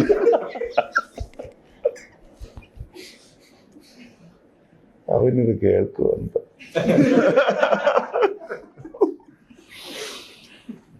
അപ്പോൾ അതാണ് ഈ സ്ലോ മോഷനും അടിയും ബഹളവും. ഒരു 3-4 പടങ്ങൾ റിപ്പീറ്റ് ആകുമ്പോഴത്തേക്കും നമുക്കറിയാം ഈ വരാൻ പോകുന്നതിൽ ഇത്രയും ബഹളം കാണും. ഇത് ശരിയാണ്. ഇതിപ്പം ഞങ്ങളുടെ പാട്ട് ഒരു സമയത്ത് ഇറങ്ങിയപ്പോഴും അടിയും ബഹളം എന്ന് പറഞ്ഞാൽ അതിൻ്റെ ഒരു വേറൊരു വേർഷനാണ് ഇപ്പോഴും നമ്മൾ കേൾക്കുന്നതായിട്ട് എനിക്ക് തോന്നുന്നു. ഈ അടിയും ബഹളം എന്ന് പറയുമ്പോഴും മലയാള സിനിമയിൽ എനിക്കൊന്നും ഒരു എക്സ്പ്രസീവായിട്ട് പാടി തുടങ്ങുന്നത് ജാസി ഗിഫ്റ്റാണ്. അല്ലെങ്കിൽ ഈ എക്സ്പ്രഷൻസ് വോക്കലി വരുന്നത് താങ്കളുടെയൊക്കെ ഒരു സമയത്താണ്. പക്ഷെ ഇപ്പോൾ അത് മാറിയിട്ട് എല്ലാവരും വളരെ എക്സ്പ്രസീവ് ആകുന്നുണ്ട്. അത് എങ്ങനെയാണ്, ആ ചേഞ്ച് എങ്ങനെയാണ്? നേരത്തെ താങ്കളെന്നെ പറഞ്ഞാൽ മെലഡിയാണ് പ്രോപ്പർ എന്ന് വിചാരിച്ചതിൽ നിന്ന് എക്സ്പ്രഷൻസ് വരണം എന്നുള്ളൊരു അവസ്ഥയിലേക്ക് എത്തിയിട്ടുണ്ട്. അത് എനിക്ക് തോന്നിയ ഒരു ഫാക്ടർ എന്ന് വെച്ചാൽ ഒരു പോസ്റ്റ് പാൻഡമിക് മൂവ്മെൻറ്റിന് അതിൻ്റേതായിട്ടുള്ള ഒരു സൈഡുണ്ട്. കാര്യം അവിടെ മുതലാണ് എനിക്ക് തോന്നി എല്ലാം മാർക്കറ്റിംഗ് ആണെങ്കിലും എല്ലാം ഒരു ഓൺലൈൻ വഴി നമ്മൾ ആസ്വദിച്ചു തുടങ്ങുന്നതും. അത് കാരണം ആൾക്കാർ ഇപ്പം തന്നെ നമുക്ക് എക്സാമ്പിൾ വെളിയിൽ നമ്മൾ ഷോ ചെയ്യുമ്പോൾ പഴയ പോലത്തെ ഒരു എഫക്റ്റ് അല്ല. പണ്ട് നമ്മൾ ഗാനമേള ചെയ്യുമ്പോൾ പോലെ അല്ല ഇപ്പോഴും. ഇപ്പോൾ ഗാനമേള എന്ന് പറയുമ്പോൾ ഫുള്ള് വൈബാണ്. ആ വൈബ് അതിപ്പോൾ നമുക്ക് കോളേജിൽ പോയാലും ഉത്സവങ്ങൾ പോയാലും ഫുൾ ആ ഒരു എനർജിയാണ്. അതിപ്പം എനിക്ക് തോന്നുന്നത് ഇപ്പോഴത്തെ ഒരു മൂവ്മെൻറ്റിൻ്റെ ഭാഗമായിട്ട് ഒരു ഹൈലി എക്സ്പ്രസീവാണ് കുട്ടികളാണെങ്കിലും ഏജ്ഡ് ആയിട്ടുള്ള ആൾക്കാരാണെങ്കിലും അവർക്ക് സന്തോഷം പ്രകടിപ്പിക്കാനും പണ്ടത്തെ പോലെയല്ല. പണ്ടൊക്കെ ആണെങ്കിൽ എനിക്കിപ്പോഴും ഓർമ്മയുണ്ട്, നമ്മൾ പാട്ട് പാടുമ്പോൾ ഒരു ഡാൻസ് ചെയ്യും, 1-2 പയ്യന്മാരെ അവിടെ നിന്ന് ഇവിടെ ഡാൻസ് ചെയ്യുന്നതല്ല. ഇപ്പോഴാണെങ്കിൽ ആ ഒരു സന്തോഷമൊന്നും എനിക്ക് പറയാൻ പറ്റും. അത് ബഹളമായിട്ട് ഞാൻ കാണുന്നില്ല. ഒരു സന്തോഷം പ്രകടിപ്പിക്കാൻ എല്ലാവർക്കും ഒരു ആഗ്രഹവും ഇഷ്ടവും. അപ്പോൾ ഈ ഒരു എക്സ്പ്രസീവ് ആയിട്ടുള്ളൊരു സൈഡ് മ്യൂസിക്കിലോട്ടും സ്വാഭാവികമായിട്ട് കയറി. അതെനിക്ക് ഒത്തിരി വെളിയിലുള്ള പാട്ടുകളും ഇതുമെല്ലാം കേട്ടിട്ടുള്ള ഒരു ഇൻഫ്ലുവൻസും എൻ്റെ പുറകെ ഉണ്ട്, ഇല്ലാതില്ല. അതെല്ലാം മിക്സപ്പ് ചെയ്ത് പിന്നെ വേറൊരു സംഭവം എനിക്ക് എപ്പോഴും തോന്നിയിട്ടുള്ളത് എല്ലാവർക്കും പരീക്ഷണങ്ങളുടെ ഒരു ആവശ്യകതയുണ്ട്. പുതിയത് കണ്ടുപിടിക്കുക, പരീക്ഷണങ്ങളിലേക്ക് പോവുക എന്നുള്ളൊരു ആവശ്യം ഇതിൻ്റെയൊക്കെ പുറകെ ഉണ്ട്. അത് കാരണം നമ്മുടെ ഒരു സെൽഫായിട്ട് നമുക്ക് എന്ത് പറയാൻ തോന്നുന്നു അത് എക്സ്പ്രസ് ചെയ്താൽ അത്രയും ബെറ്റർ ആയിരിക്കും എന്ന് തോന്നുന്നു, ക്ലീഷേഴ്സ് ഇല്ലാതെ. ഈ മാസ് മ്യൂസിക്കിന്റെ ഇതിൽ ഒരു ക്രിറ്റിസിസം വരുന്ന ചില മ്യൂസിക് ഡയറക്ടേഴ്സ് ഈ പറഞ്ഞ ഈ സാമ്പിളിംഗ് ഒരുപാട് ചെയ്യുന്നുണ്ട്. സോ ജെന്യുവൻ ക്രിയേഷൻസ് അല്ലെ ടേക്ക് സാമ്പിൾസ് ഈ പറഞ്ഞ പർച്ചേസ് ചെയ്യുക, ലീഗലായിട്ട് തന്നെ പർച്ചേസ് ചെയ്തിട്ട് അത് ബേസ് വെച്ചിട്ട് റിവ്യൂക്കാണ്. അത് ആ ഒരു ട്രെൻഡിനോട് എന്താണ്, how do you look at it? ഞാൻ ഇതിനെല്ലാം സപ്പോർട്ടാണ്. കാര്യം ഞാൻ ഇതെല്ലാം യൂസ് ചെയ്യുന്നുണ്ട്. സ്പ്ലൈസ് എന്ന് പറഞ്ഞൊരു സൈറ്റുണ്ട്, പിന്നെ അറിയാമല്ലോ suno.com, ഇതെല്ലാം ഞങ്ങളിതിലെല്ലാം പയറ്റിക്കൊണ്ടിരിക്കുകയാണ്. കാര്യം എല്ലാവർക്കും ആവശ്യം പുതുമയാണ്. ഇപ്പം പുതിയത് ഞാൻ ഇപ്പോൾ കമ്പോസ് ചെയ്യാനായിട്ട് ആൽബം ഒരു ഡയറക്ടർ പുള്ളിക്ക് ആദ്യമേ പാട്ടിനെ പറ്റില്ല, വൈറലാക്കണം. ഞാൻ പറഞ്ഞു ഈ ആദ്യമേ വന്ന് ഈ വൈറലാക്കണം എന്ന് പറഞ്ഞാൽ ഞാൻ എന്ത് ചെയ്യും? അത് പറ്റില്ല, വൈറലാക്കിയേ പറ്റും. അപ്പം ഇപ്പം അതുകൊണ്ട് പണ്ടൊക്കെ നമുക്കൊരു ഹിറ്റ് മതി, എങ്ങനെയെങ്കിലും ഒന്ന് ഹിറ്റാക്കണം എന്നുള്ളതല്ല. ഇപ്പോൾ ഹിറ്റും പോരാ, വൈറലാക്കണം, ഈ 30 സെക്കൻഡിനകത്ത് ആൾക്കാരെ ഇഷ്ടപ്പെടുത്തണം, അങ്ങനത്തെ ഒരു സംഭവമാണ്. അപ്പം കൂടുതൽ പേരും ഇത് എന്തൊക്കെ വ്യത്യാസം വരാം എന്നുള്ളതിന് നമ്മൾ ഇപ്പോൾ പണ്ട് ചെയ്യുമ്പോൾ ഒരു ഹാർമോണിയം എടുത്ത് ഒരു ശൂന്യതയൊന്നും നമുക്ക് പെട്ടെന്ന് കണ്ടുപിടിക്കാൻ പറ്റില്ല, പലതിൻ്റെയും സഹായങ്ങൾ ആവശ്യം വരും. അതുപോലെ ഈ സാമ്പിൾസ് അതിനകത്തൊരു നല്ലൊരു ഘടകമാണ്. ഈ സെയിം സാമ്പിൾ തന്നെയായിരിക്കും പല മ്യൂസിക് ഡയറക്ടേഴ്സും യൂസ് ചെയ്യുന്നത്. ഇപ്പോൾ തമിഴിൽ ഇപ്പോഴും നമ്മുടെ പേര് ഞാൻ പറയുന്നില്ല, ഇനി പേര് പറഞ്ഞാൽ ഇദ്ദേഹം യൂസ് ചെയ്ത സാമ്പിൾ ശരിയെന്ന് പറയാൻ നിങ്ങൾ ടൈറ്റിൽ കൊടുക്കും. അപ്പോൾ അവരൊക്കെ യൂസ് ചെയ്യുന്ന സെയിം സാമ്പിൾ തന്നെയാണ് നമുക്കും കിട്ടുന്നത്. അപ്പോൾ ഇതിനകത്തുനിന്ന് ഇതെങ്ങനെ മാറ്റിയെടുക്കാം എന്നുള്ളതിൻ്റെ ഒരു പ്രോസസ്സ് വഴി വ്യത്യാസം കണ്ടുപിടിക്കാൻ പറ്റും. പിന്നെ അറിയാമല്ലോ, ഇപ്പോൾ എല്ലാം ഓട്ടോ ജനറേറ്റഡ് നമുക്കൊക്കെ ഉള്ള എല്ലാ സഹായങ്ങളും കമ്പ്യൂട്ടർ തരുന്നുണ്ട്. ഇതെങ്ങനെ പ്രോപ്പറായിട്ട് യൂസ് ചെയ്യാം, സമർത്ഥമായിട്ട് ആരെങ്ങനെ യൂസ് ചെയ്യുന്നു എന്നതിനെ ഡിപ്പെൻഡ് ചെയ്തിരിക്കും ഫ്യൂച്ചറായിട്ട് എനിക്കെപ്പോഴും തോന്നുന്നുണ്ട്. AI പറ്റി ചോദിക്കുമ്പോഴൊക്കെ എപ്പോഴും ഞങ്ങൾ പറയുന്നൊരു ആൻസർ അതാണ്. സാമ്പിൾസിന് ഈ പറയുന്ന പോലെ ഈ റിപ്പറ്റേറ്റീവ് സ്വഭാവം ഒത്തിരി ഉണ്ട് താനും. കാരണം ചില പാട്ടിൽ കേട്ട് ഇപ്പൊ ഈ പറഞ്ഞ നേരത്തെ കേട്ട് നമ്മൾ അതേ ബേസ് ബീറ്റ് ആയിരിക്കും ചിലപ്പോൾ വേറെ ഒരെണ്ണത്തിലൊക്കെ. തീർച്ചയായിട്ടും. കാര്യം നമ്മൾ അത് കേൾക്കാതെ നമ്മളും അപ്ലൈ ചെയ്യുന്ന സെയിം ആയിരിക്കും. അങ്ങനത്തെ പ്രശ്നങ്ങൾ ഒത്തിരി വരാറുണ്ട്, കോപ്പിറൈറ്റ് ഇഷ്യൂസും വരാറുണ്ട്. പക്ഷേ എല്ലാ ഡയറക്ടേഴ്സിന് വൈറലാണ് ആവശ്യം. അപ്പം അതുകൊണ്ടുള്ള വ്യത്യസ്തതയ്ക്ക് വേണ്ടി സാമ്പിൾസ് തേടി അലഞ്ഞുകൊണ്ടിരിക്കും. ഈ മലയാള ഭാഷ ഫ്ലെക്സിബിൾ അല്ല, തമിഴിലാണെങ്കിൽ കുറെ ഫ്ലെക്സിബിലിറ്റി. അത് നമ്മൾ ഈ നിത്യജീവിതത്തിൽ ഉപയോഗിക്കുന്ന വാക്കുകൾ പലതും പാട്ടുകൾ ഉപയോഗിക്കാറില്ല, കവിത ലിറിക്സ് കൊടുക്കുന്നു. ഇപ്പൊ അതിന് മാറ്റമാണ്. ഈ ബനാനൊക്കെ ഞാൻ ഈ പോപ്പുലറായിട്ടുള്ള എല്ലാ മ്യൂസിക്കുകൾക്കും ഞാൻ വളരെ പോസിറ്റീവായിട്ടാണ് കാണുന്നത്. ഒരു സംഭവം പോപ്പുലർ ആവുക എന്നെങ്കിൽ അതിൻ്റെ പിന്നിൽ ഒത്തിരി ഫാക്ട്സ് കാണും എന്നുള്ളൊരു വിശ്വാസത്തിലാണ് ഞാൻ. പിന്നെ ഓരോ സമയത്തെയും ജനറേഷന് വേണ്ടുന്ന ഒരു സോങ് സ്ട്രക്ചറും ആയിരിക്കും എല്ലാവരും മ്യൂസിക് ഡയറക്ടേഴ്സ് യൂസ് ചെയ്യുന്നത്. അപ്പം അത് കാരണം എങ്ങനെ പെട്ടെന്ന് കൊമേഴ്ഷ്യലാക്കാം എന്നുള്ളതിൻ്റെ ഒരു സ്വഭാവത്തിലോട്ട് എനിക്ക് തോന്നുന്നു സാധാരണ നമ്മൾ പറയുന്ന ഭാഷയ്ക്ക് അതിൻ്റേതായിട്ടുള്ളൊരു പ്രാധാന്യമുണ്ട് കവിതകളെക്കാട്ടിലും എന്നെനിക്ക് തോന്നുന്നു. ഈ മലയാളം ലാംഗ്വേജിൽ പണ്ട് പറയുമായിരുന്നു, പാട്ട് എഴുതുമ്പോൾ മലയാളം ലാംഗ്വേജിൽ കവിതകളാണ് കൂടുതലും ലഭിച്ചത്. തമിഴിലൊക്കെ ഡെയിലി യൂസ് ചെയ്യുന്ന, നിത്യജീവിതത്തിൽ യൂസ് ചെയ്യുന്ന വാക്കുകളൊക്കെ വെച്ച് അത് മലയാളത്തിൽ പക്ഷെ അത് ഒരിടയ്ക്ക് അതൊരു ഫോം ചെയ്തിരുന്ന ഒരു സ്വഭാവമാണ്. നമ്മുടെ ഒരു സമയത്തുള്ള പറ്റാത്ത ഒത്തിരി കാര്യങ്ങൾ ഇപ്പോഴും മ്യൂസിക്കിൽ ചെയ്യാൻ ശ്രമിച്ച് സക്സസ് ആയിട്ടുണ്ട്. പണ്ട് ഞാൻ ഈ പറയുന്നത് പോലെ ലാംഗ്വേജിനുള്ളൊരു ബാരിയർ ഇപ്പോഴും മാറി, അതായത് എനിക്ക് ഫീൽ ചെയ്യുന്നുണ്ട്. എങ്കിലും ചില സ്ഥലങ്ങളിൽ നമ്മൾ അടിപ്പെട്ടു പോകും, വേറെ ലാംഗ്വേജിലേക്ക് നമ്മൾ പോകേണ്ടി വരും. ചിലപ്പോൾ നമ്മൾ ഉദ്ദേശിക്കുന്ന പോലെ ഈ 2 അക്ഷരമുള്ള വാക്കുകൾ തപ്പി പോകുമ്പോഴത്തേക്കുള്ള പ്രോബ്ലം ഇപ്പോഴും മലയാളത്തിലുണ്ട്. വാടാ പോടാ എന്നൊക്കെ മാത്രമേ എഴുതാൻ പറ്റൂ. അതല്ലാതെ പെട്ടെന്ന് അങ്ങനെ ഒരു ചില സ്ഥലങ്ങളിൽ നമ്മളൊന്ന് സ്റ്റക്കാവും. അത് ചിലപ്പം കാര്യം ഈ പാട്ടിൻ്റെ സിറ്റുവേഷൻ ഇത് കുറച്ച് സീരിയസ് ആണെങ്കിൽ നമുക്ക് ഈ പറയുന്നത് പോലെ കൊളോക്കിയലായിട്ടുള്ള വേർഡ്സ് യൂസ് ചെയ്യാൻ പറ്റില്ല. അവിടെ ചില സമയങ്ങളിൽ നമ്മൾ അത്രയും ബ്രില്യൻ്റ് ആയിട്ടുള്ള എഴുത്തുകാരനില്ലെങ്കിൽ ആ സമയത്താണ് നമ്മൾ കൈതപ്പുറം തിരുമേനി ഇതുപോലെ എനിക്ക് ഒത്തിരി പാട്ടുകളിൽ ചെറിയ ഒരു മീറ്ററിലൊക്കെ ചെയ്യാൻ പറ്റിയിട്ടുണ്ട്. പിന്നെ അത്രയും ബ്രില്യൻസി ആ സമയത്ത് ഇല്ലെങ്കിൽ പാട്ട് നിൽക്കില്ല എന്നാണ് തോന്നുന്നത്.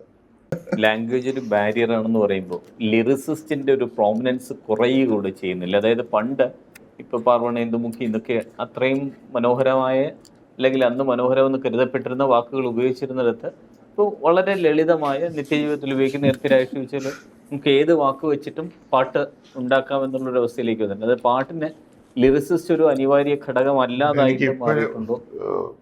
ജനറലായിട്ട് ഹിറ്റായ പാട്ടുകളുടെ ഒരു സ്വഭാവം നമ്മൾ എടുക്കുകയാണെങ്കിൽ അതിന് എനിക്ക് തോന്നുന്നു എല്ലാ വരികളിലും ഒരു പുതുമ വേണമെന്ന് എനിക്കെപ്പോഴും തോന്നിയിട്ടുണ്ട്.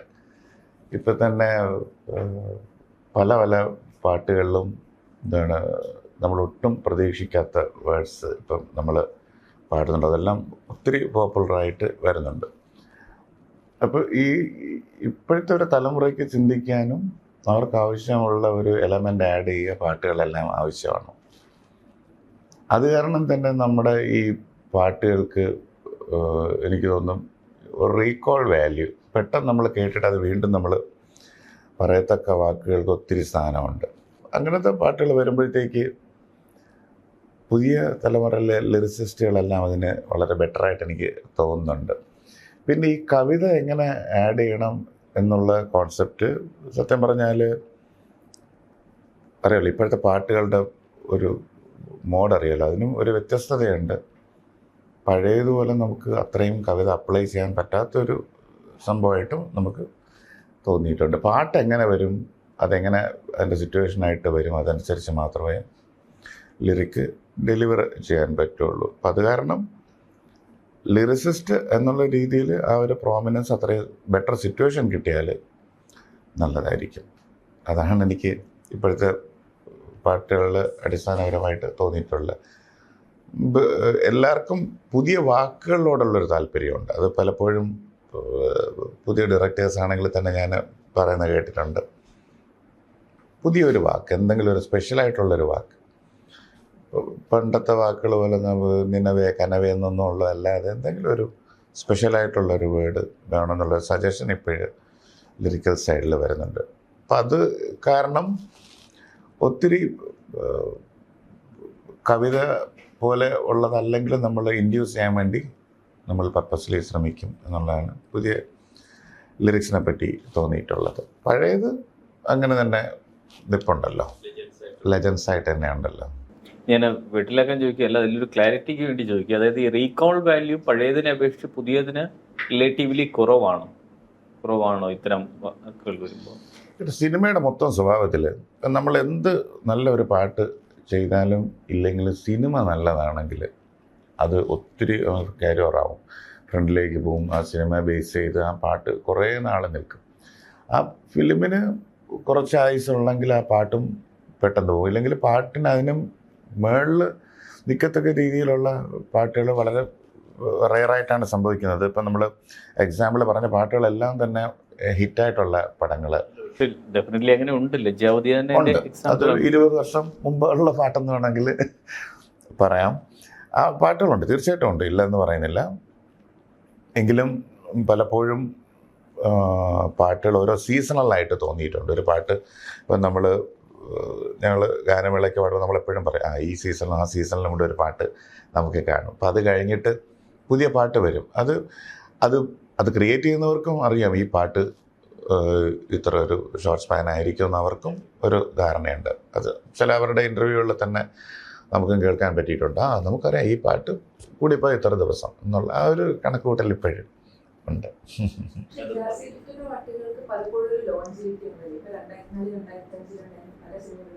സിനിമകൾ ഹിറ്റായി കൂടി പല പാട്ടുകളും ഇപ്പോഴും കോളേജ് പരിപാടികളൊക്കെ പോകുമ്പോൾ ആൾക്കാർ കൂടുതൽ ആശയപ്പെടുന്നത് അങ്ങനത്തെ പല പാട്ടുകൾ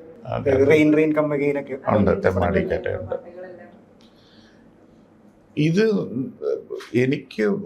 എനിക്ക് ആ ഒരു സഹായം കിട്ടിയത് ആക്ച്വലി ഞാൻ നേരത്തെ പറഞ്ഞ പോലെ ഈ റീൽസും അങ്ങനെയുള്ള ഒത്തിരി കാര്യങ്ങൾ പുതിയതായിട്ട് വന്നപ്പോൾ വീണ്ടും ഒരു റിവൈവൽ വന്നതായിട്ട് എനിക്കിപ്പോഴും തോന്നിയിട്ടുണ്ട്.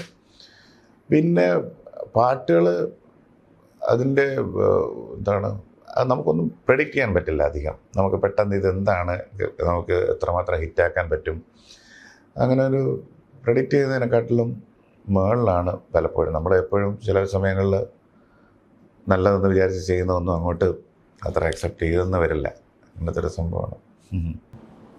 അങ്ങനെ ഏതെങ്കിലും പാട്ടിലേക്ക് ഇത്രയും മാറ്റി പിടിച്ചതോ ഇല്ലെങ്കിൽ ഏതെങ്കിലും ഇഷ്ടപ്പെട്ടിട്ടോ ഓഡിയൻസ് എക്സാമ്പിൾസ് ഉണ്ടോ? തീർച്ചയായിട്ടും ഉണ്ട്. ഞാൻ ശ്രേയ ഘോഷാലിനെ കൊണ്ട് ഞാനൊരു 18ഓളം പാട്ടുകൾ ഞാൻ പാടിച്ചിട്ടുണ്ട് കന്നഡയിൽ. അതിൽ ഒരു പാട്ട് മലയാളമാണ്. ഞാൻ സിദ്ധാർത്ഥ് ഭരതൻ്റെ നിദ്രയിൽ ഞാൻ ശലഭമഴ എന്നുള്ളൊരു സോങ് റഫീഖ് അഹമ്മദാണ് എഴുതിയത്. ആ പാട്ട് മെലഡിക്കാണ്, വളരെ സോഫ്റ്റായിട്ടുള്ളൊരു മെലഡി. അത് ആക്ച്വലി ഒത്തിരി പേര് കേൾക്കുമെന്നൊക്കെ വിചാരിച്ച പാട്ടുകളാണ്. പക്ഷെ അതാരും അധികം കേട്ടിട്ടില്ല. അത്യാവശ്യം എനിക്കും പേഴ്സണലായിട്ട് ഇഷ്ടപ്പെട്ട പാട്ടും പലർക്കും ഇഷ്ടപ്പെട്ട മ്യൂസിക് ഞങ്ങളുടെ ഒരു ഗ്രൂപ്പിനകത്തുള്ളവർക്ക്. അപ്പോൾ ഇങ്ങനെ കുറച്ച് നമ്മുടേതായിട്ടുള്ളൊരു സംഭവം പലപ്പോഴും അതാണ്, നമ്മൾ എന്താണ് നമ്മൾ ഉദ്ദേശിക്കുന്ന രീതിയിൽ ചിലപ്പം വെളിയിലോട്ട് പോയില്ലെന്ന് വരും. സൊസൈറ്റിയുടെ ഒരു ചേഞ്ചിങ് സെൻസിബിലിറ്റി അനുസരിച്ച് അതെ അതെ അതെ മാറിക്കൊണ്ടിരിക്കും. ഈ ലജ്ജാവതി പോലെ തന്നെ ഭയങ്കര ഒരു റീച്ച് ബിയോണ്ട് കേരള ഉണ്ടാക്കിയതായിരുന്നു അന്യനിലെ. അതിലോട്ട് എങ്ങനെയാണ് ആ ഒരു കൊളാബറേഷൻ വന്നത്? അന്യൻ ഫോർ ദ പീപ്പിൾ കേട്ടിട്ടാണ് വിളിക്കുന്നത്. ശങ്കർ സാറ്, ഞാൻ ആദ്യം അവിടെ പോകുമ്പോഴത്തേക്ക് ഷൂട്ടിംഗ് ലൊക്കേഷനിലാണ് പോകുന്നത്. അവിടെ പോയി അദ്ദേഹം ഇതുപോലെ പുള്ളി ആദ്യം പറഞ്ഞതും ഇതാണ്, ലജ്ജാവതി കേട്ടു ഇഷ്ടപ്പെട്ടു, അങ്ങനെയാണ് വിളിച്ചതെന്ന് പുള്ളി പറഞ്ഞു. അങ്ങനെ വൈകിട്ട് സ്റ്റുഡിയോയിൽ എത്തിയിട്ട് ഞാൻ നോക്കിയപ്പോൾ അവിടെ ആ CD ഇരിക്കുന്നുണ്ടായിരുന്നു, അവരെ കേട്ടിട്ട് റെഫറൻസിന്. അപ്പോൾ അത് കേട്ടിട്ട് തീർച്ചയായിട്ടും ആ പാട്ട് തന്നെയാണ് നമ്മൾ അദ്ദേഹത്തിൻ്റെ അടുത്ത് എത്തിച്ചതും അന്യൻ എന്നുള്ള സിനിമയിൽ പാടാൻ കഴിഞ്ഞതൊരു കരിയറിൽ തന്നെ ഏറ്റവും വലിയൊരു സംഭവമായിട്ട് കാണുന്നുണ്ട്. അതിലൊരു മ്യൂസിക് ഡയറക്ടറും കൂടെ ആയതിൻ്റെ ആ ഒരു ലിബർട്ടീസ് ഉണ്ടായിരുന്നു. പ്രത്യേകിച്ച് ഹാരിസ് ജയരാജ് സാറിൻ്റെ അവിടെ നമുക്ക് അധികം ലിബർട്ടി പ്രതീക്ഷിക്കേണ്ട. അത് ഇല്ല, അവർക്ക് ഒരു സ്ട്രക്ചറുണ്ട്, അതിന് മുകളിലോട്ട് അവർ പോകാൻ സമ്മതിക്കില്ല. അത് മ്യൂസിക് ഡയറക്ടറല്ല, ആരാണ് പാടുന്നതെങ്കിൽ അവർക്ക് അതിൻ്റേതായിട്ടുള്ള ഒരു ഇതിലുണ്ട്. പിന്നെ അദ്ദേഹം കൂടെ ഇരിക്കും റെക്കോർഡ് ചെയ്യുമ്പോഴത്തേക്ക്, അദ്ദേഹത്തിൻ്റെ സജഷൻസ് കൂടെ ഉള്ളതെന്ന് വീണ്ടും കുറേ കൂടെ ഫാസ്റ്റായിട്ട് പോകും. അങ്ങനെ കുറേ ഇതുണ്ടായിരുന്നു. പിന്നെ എനിക്ക് അന്ന് റെക്കോർഡിങ്ങിന് മുമ്പ് എന്നെ ആ മൈക്കിൽ ഇതൊക്കെ പാടിച്ചു നോക്കിയവർ, ഈ ലജ്ജാവതിയും ബെല്ലേവലിലേക്ക് ഒന്ന് വെറുതെ ഒന്ന് പാടാൻ പറഞ്ഞ് കേൾക്കാനായിട്ട്. അതൊക്കെ ഒരു വലിയൊരു ഇൻട്രസ്റ്റിംഗ് ആയിട്ട് തോന്നി. നമുക്ക് അദ്ദേഹം അറിയാം, ആ സമയത്ത് ശങ്കർ സാറിൻ്റെ ഫ്രണ്ടിൽ പാടുക എന്നൊക്കെ വെച്ചാൽ ഹാരിസ് ജയരാജ് അതൊരു വലിയൊരു ഡ്രീമായിരുന്നു. ജാസി ഗിഫ്റ്റ് എങ്ങനത്തെ മ്യൂസിക് ഡയറക്ടറാണ്? ഒരു ടാസ്ക് മാസ്റ്റർ ആണോ, സ്ട്രിക്റ്റ് ആണോ, അതോ പാടുന്നവർക്ക് ഫ്രീഡം കൊടുക്കുന്നു? ഞാൻ ഒട്ടും സ്ട്രിക്റ്റ് അല്ല. മ്യൂസിക് പാടുന്ന ആളുടെ ഒരു കംഫർട്ടബിൾ അനുസരിച്ച് നിൽക്കണം എന്നുള്ളതാണ് എൻ്റെ ഒരു ആഗ്രഹം. പക്ഷെ പാട്ടിൻ്റെ ഒരു ബേസിക് ഇതിനകത്തുനിന്ന് മാറരുത്. പാട്ടിൻ്റെ ഒരു ബേസിക് സ്ട്രക്ചറൊന്നും മാറാതെ പാട്ടിനെ ഡിസ്റ്റർബ് ചെയ്യാത്ത രീതിയിൽ എല്ലാ ഫ്രീഡവും ഞാൻ കൊടുക്കാറുണ്ട്. പിന്നെ അധികം സ്റ്റുഡിയോയിലിട്ട് അങ്ങനെ മെനക്കെടുത്താതിരിക്കാൻ ഞാൻ മാക്സിമം നോക്കും. കാര്യം പാടുന്ന ആളെ ഏറ്റവും കംഫർട്ടബിൾ ആക്കുക, അതാണ് ഒരു മ്യൂസിക് ഡയറക്ടറിന് ഏറ്റവും ആവശ്യം. അത് ഞാൻ അനുഭവിച്ചിട്ടുള്ളത്, ഞാൻ വിദ്യാസാഗർ സാറിന് മുമ്പിൽ പാടുമ്പോഴും കീരവാണി സാറിന് മുമ്പിൽ പാടുമ്പോഴും ശങ്കർ മഹാദേവൻ സാറിന് വേണ്ടി ഞാൻ പാടിയിട്ടുണ്ട്. ഇവിടങ്ങളിലൊക്കെ അനുഭവിച്ചതെന്ന് വെച്ചാൽ ഭയങ്കര സ്വാതന്ത്ര്യവും ഭയങ്കര ഒരു ഹാപ്പിനെസ്സുമാണ്. മറിച്ച് ചില ആൾക്കാരുടെ ഫ്രണ്ടിൽ പോകുമ്പോൾ നമുക്ക് ടെൻഷനാണ്, ഇതെങ്ങനെയെങ്കിലും ഈ പണി കഴിഞ്ഞൊന്ന് പുറത്ത് പോയാൽ മതി എന്നുള്ളത്. അപ്പോൾ ഈ വരുന്ന പാടാൻ വരുന്ന ആൾക്ക് അത്രയും ഒരു കംഫർട്ടബിളായിട്ടുള്ളൊരു സ്പേസ് കൊടുത്താലേ ഏറ്റവും ബെസ്റ്റായിരിക്കും. പിന്നെ അവർ മാക്സിമം അവരുടെ നിന്നുള്ള ഇൻപുട്സ് നമുക്ക് സ്വീകരിക്കാം. അത് ഏത് കാര്യങ്ങളിലും വേണം. അതാണ് മ്യൂസിക് കമ്പോസർ എന്നുള്ള രീതിയെക്കാട്ടിലും ഒരു മ്യൂസിക് പ്രൊഡ്യൂസർ എന്ന് പറയുന്ന ഒരു ടേമിലോട്ട് എനിക്ക് ഒത്തിരി ചായ്വുണ്ട്. ഈ നേരത്തെ കീരവാണിയുടെ ഒക്കെ പറഞ്ഞപ്പോൾ പല മാസ്റ്റേഴ്സുമായിട്ടും ഒരുമിച്ച് വർക്ക്, മാസ്റ്റേഴ്സുമായിട്ട് വളരെ പോപ്പുലർ ആയിട്ടുള്ള ഇപ്പോൾ യേശുദാസുമായിട്ട് വർക്ക് ചെയ്തു, KK ആയിട്ട് വർക്ക് ചെയ്തു, ലക്കേരിയായിട്ട്. ആ ഒരു എക്സ്പീരിയൻസ് എങ്ങനെയാണ്? ഡിഫറെൻ്റ് ആൾക്കാർ. കീരവാണി സാറിൻ്റെ അടുത്തും രാജമൗലി, അദ്ദേഹം അവരുടെ കോമ്പിനേഷനിൽ ഞാൻ 3 പടങ്ങൾ പാടി. ഇപ്പോൾ ഈ ബാഹുബലിക്ക് തൊട്ടുമുമ്പുള്ള മഗധീര, വിക്രമാർകുഡു, ഛത്രപതി, ഈ 3 ഫിലിമും സെയിം മ്യൂസിക് ഡയറക്ടർ, അവരുടെയും കോമ്പിനേഷനും. കീരവാണി സാറിന് എൻ്റെ വല്ലേ ഭയങ്കര ഇഷ്ടമാണ്. അദ്ദേഹത്തിന് ഫേവറേറ്റ് രാഗം കല്യാണിയൊക്കെയാണ്. അപ്പോൾ ഇത് കല്യാണിയിലുള്ളൊരു ഫാസ്റ്റ് സോങ് എന്നൊക്കെ പറഞ്ഞ് അദ്ദേഹം ഭയങ്കര അപ്രീഷിയേറ്റ് ചെയ്ത സോങ്ങാണത്.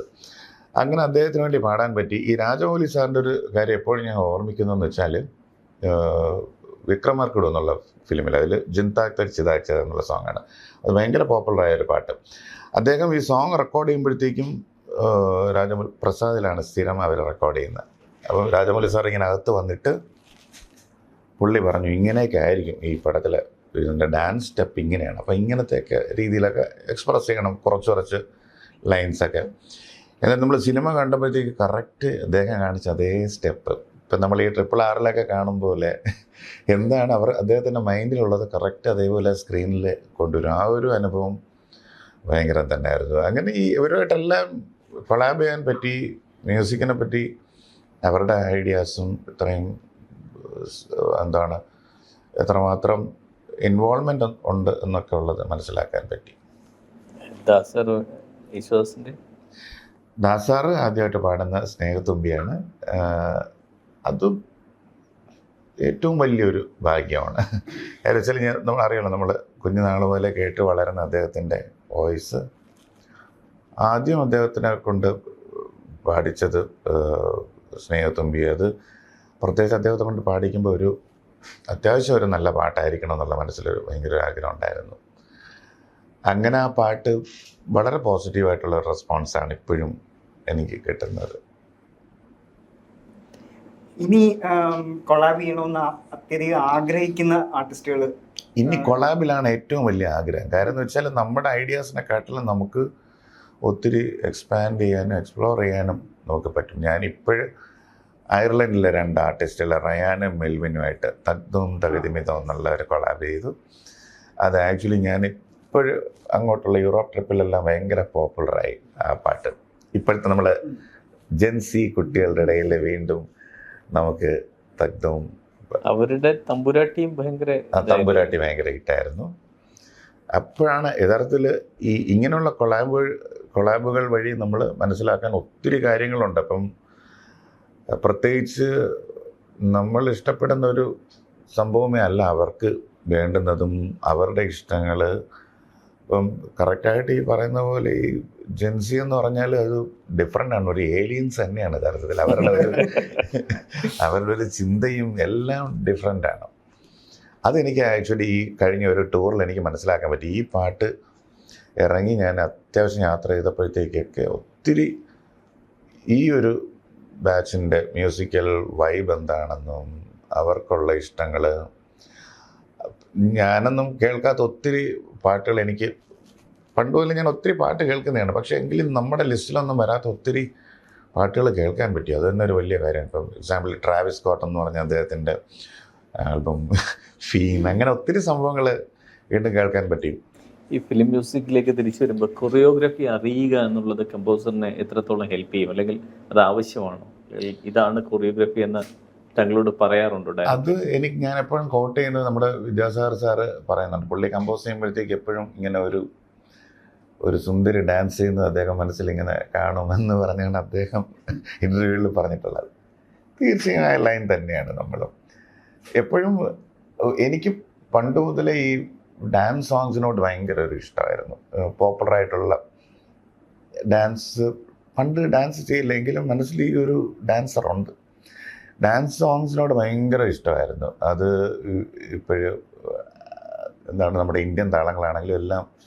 അത് കാരണം അങ്ങനത്തെ ഒത്തിരി പാട്ടുകൾ ശ്രദ്ധിക്കും. അപ്പം ബൈ ചാൻസിൽ നമ്മുടെ ഉള്ളിൻ്റെ ഉള്ളിൽ ഒരു എന്താണ് ഡാൻസ് സ്വഭാവം ഉണ്ടെങ്കിൽ നല്ലതായിരിക്കും. ഒരു കൊറിയോഗ്രഫി കണ്ടാൽ നല്ലതായിരിക്കും.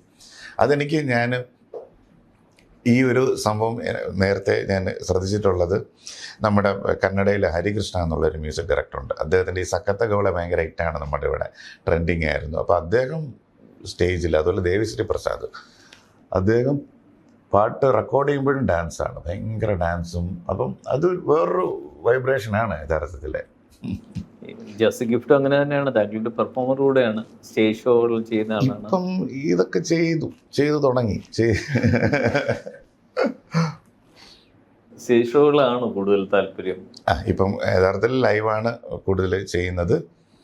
കമ്പോസിങ് ഇപ്പം ജയരാജ് സാറിൻ്റെ ശാന്തമീ രാത്രിയിൽ ചെയ്യുന്നുണ്ട്. ഇപ്പോൾ കന്നഡയിൽ എസ് നാരായണ സാറുടെ ഒരു പടവും ചെയ്യുന്നുണ്ട്. കമ്പോസിങ്ങിൻ്റെ പ്രധാന പ്രശ്നങ്ങളൊന്നെന്ന് വെച്ചാൽ ഒത്തിരി സമയം അവരുടെ കൂടെ ഇരുന്ന് നമ്മൾ ചെയ്യാൻ പറ്റിയാൽ മാത്രമേ നമ്മൾ കമ്മിറ്റ് ചെയ്യാവൂ എന്നുള്ള ഒരു സംഭവത്തിലാണ്. ശാന്തമീ രാത്രിയുടെ അതെന്ത് ജോണറാണ്, മ്യൂസിക്കലി എന്താണ് എക്സ്പ്ലോർ ചെയ്യുന്നത്? ശാന്തമീ രാത്രിയിൽ മെലഡി ഉണ്ട്. മെലഡി ഒരു 2-3 മെലഡി ഉണ്ട്. ഫാസ്റ്റും ഒരു 2-3 നമ്പേഴ്സ് ഉണ്ട്. ഒരു സാധാരണ ഇപ്പോഴത്തെ ഒരു സ്റ്റൈൽ, ഒരു ഫോക്ലോർ ഓറിയൻറ്റഡ് പാട്ടുണ്ട്, മെലഡി ഉണ്ട്. സാധാരണ നമ്മൾ ഹിപ്പ് ഹോപ്പും എല്ലാം കൂടെ ചേർന്നിട്ടുള്ള ഒരു മിക്സും അതെല്ലാം തീർച്ചയായിട്ടും അതിനകത്തുണ്ട്. എന്ത് മൂഡിലുള്ള പടമാണ്? അതൊരു ലവ് സ്റ്റോറിയാണ്. ലവ് സ്റ്റോറി മീൻസ് അത് ഒരു പഴയതും പുതിയതുമായിട്ടുള്ള ഒരു 2 ലവിൻ്റെ ഒരു മിക്സപ്പാണ് അത്. അതേസമയം തന്നെ മ്യൂസിക് ഭയങ്കര പൊളിറ്റിക്കലാണ്.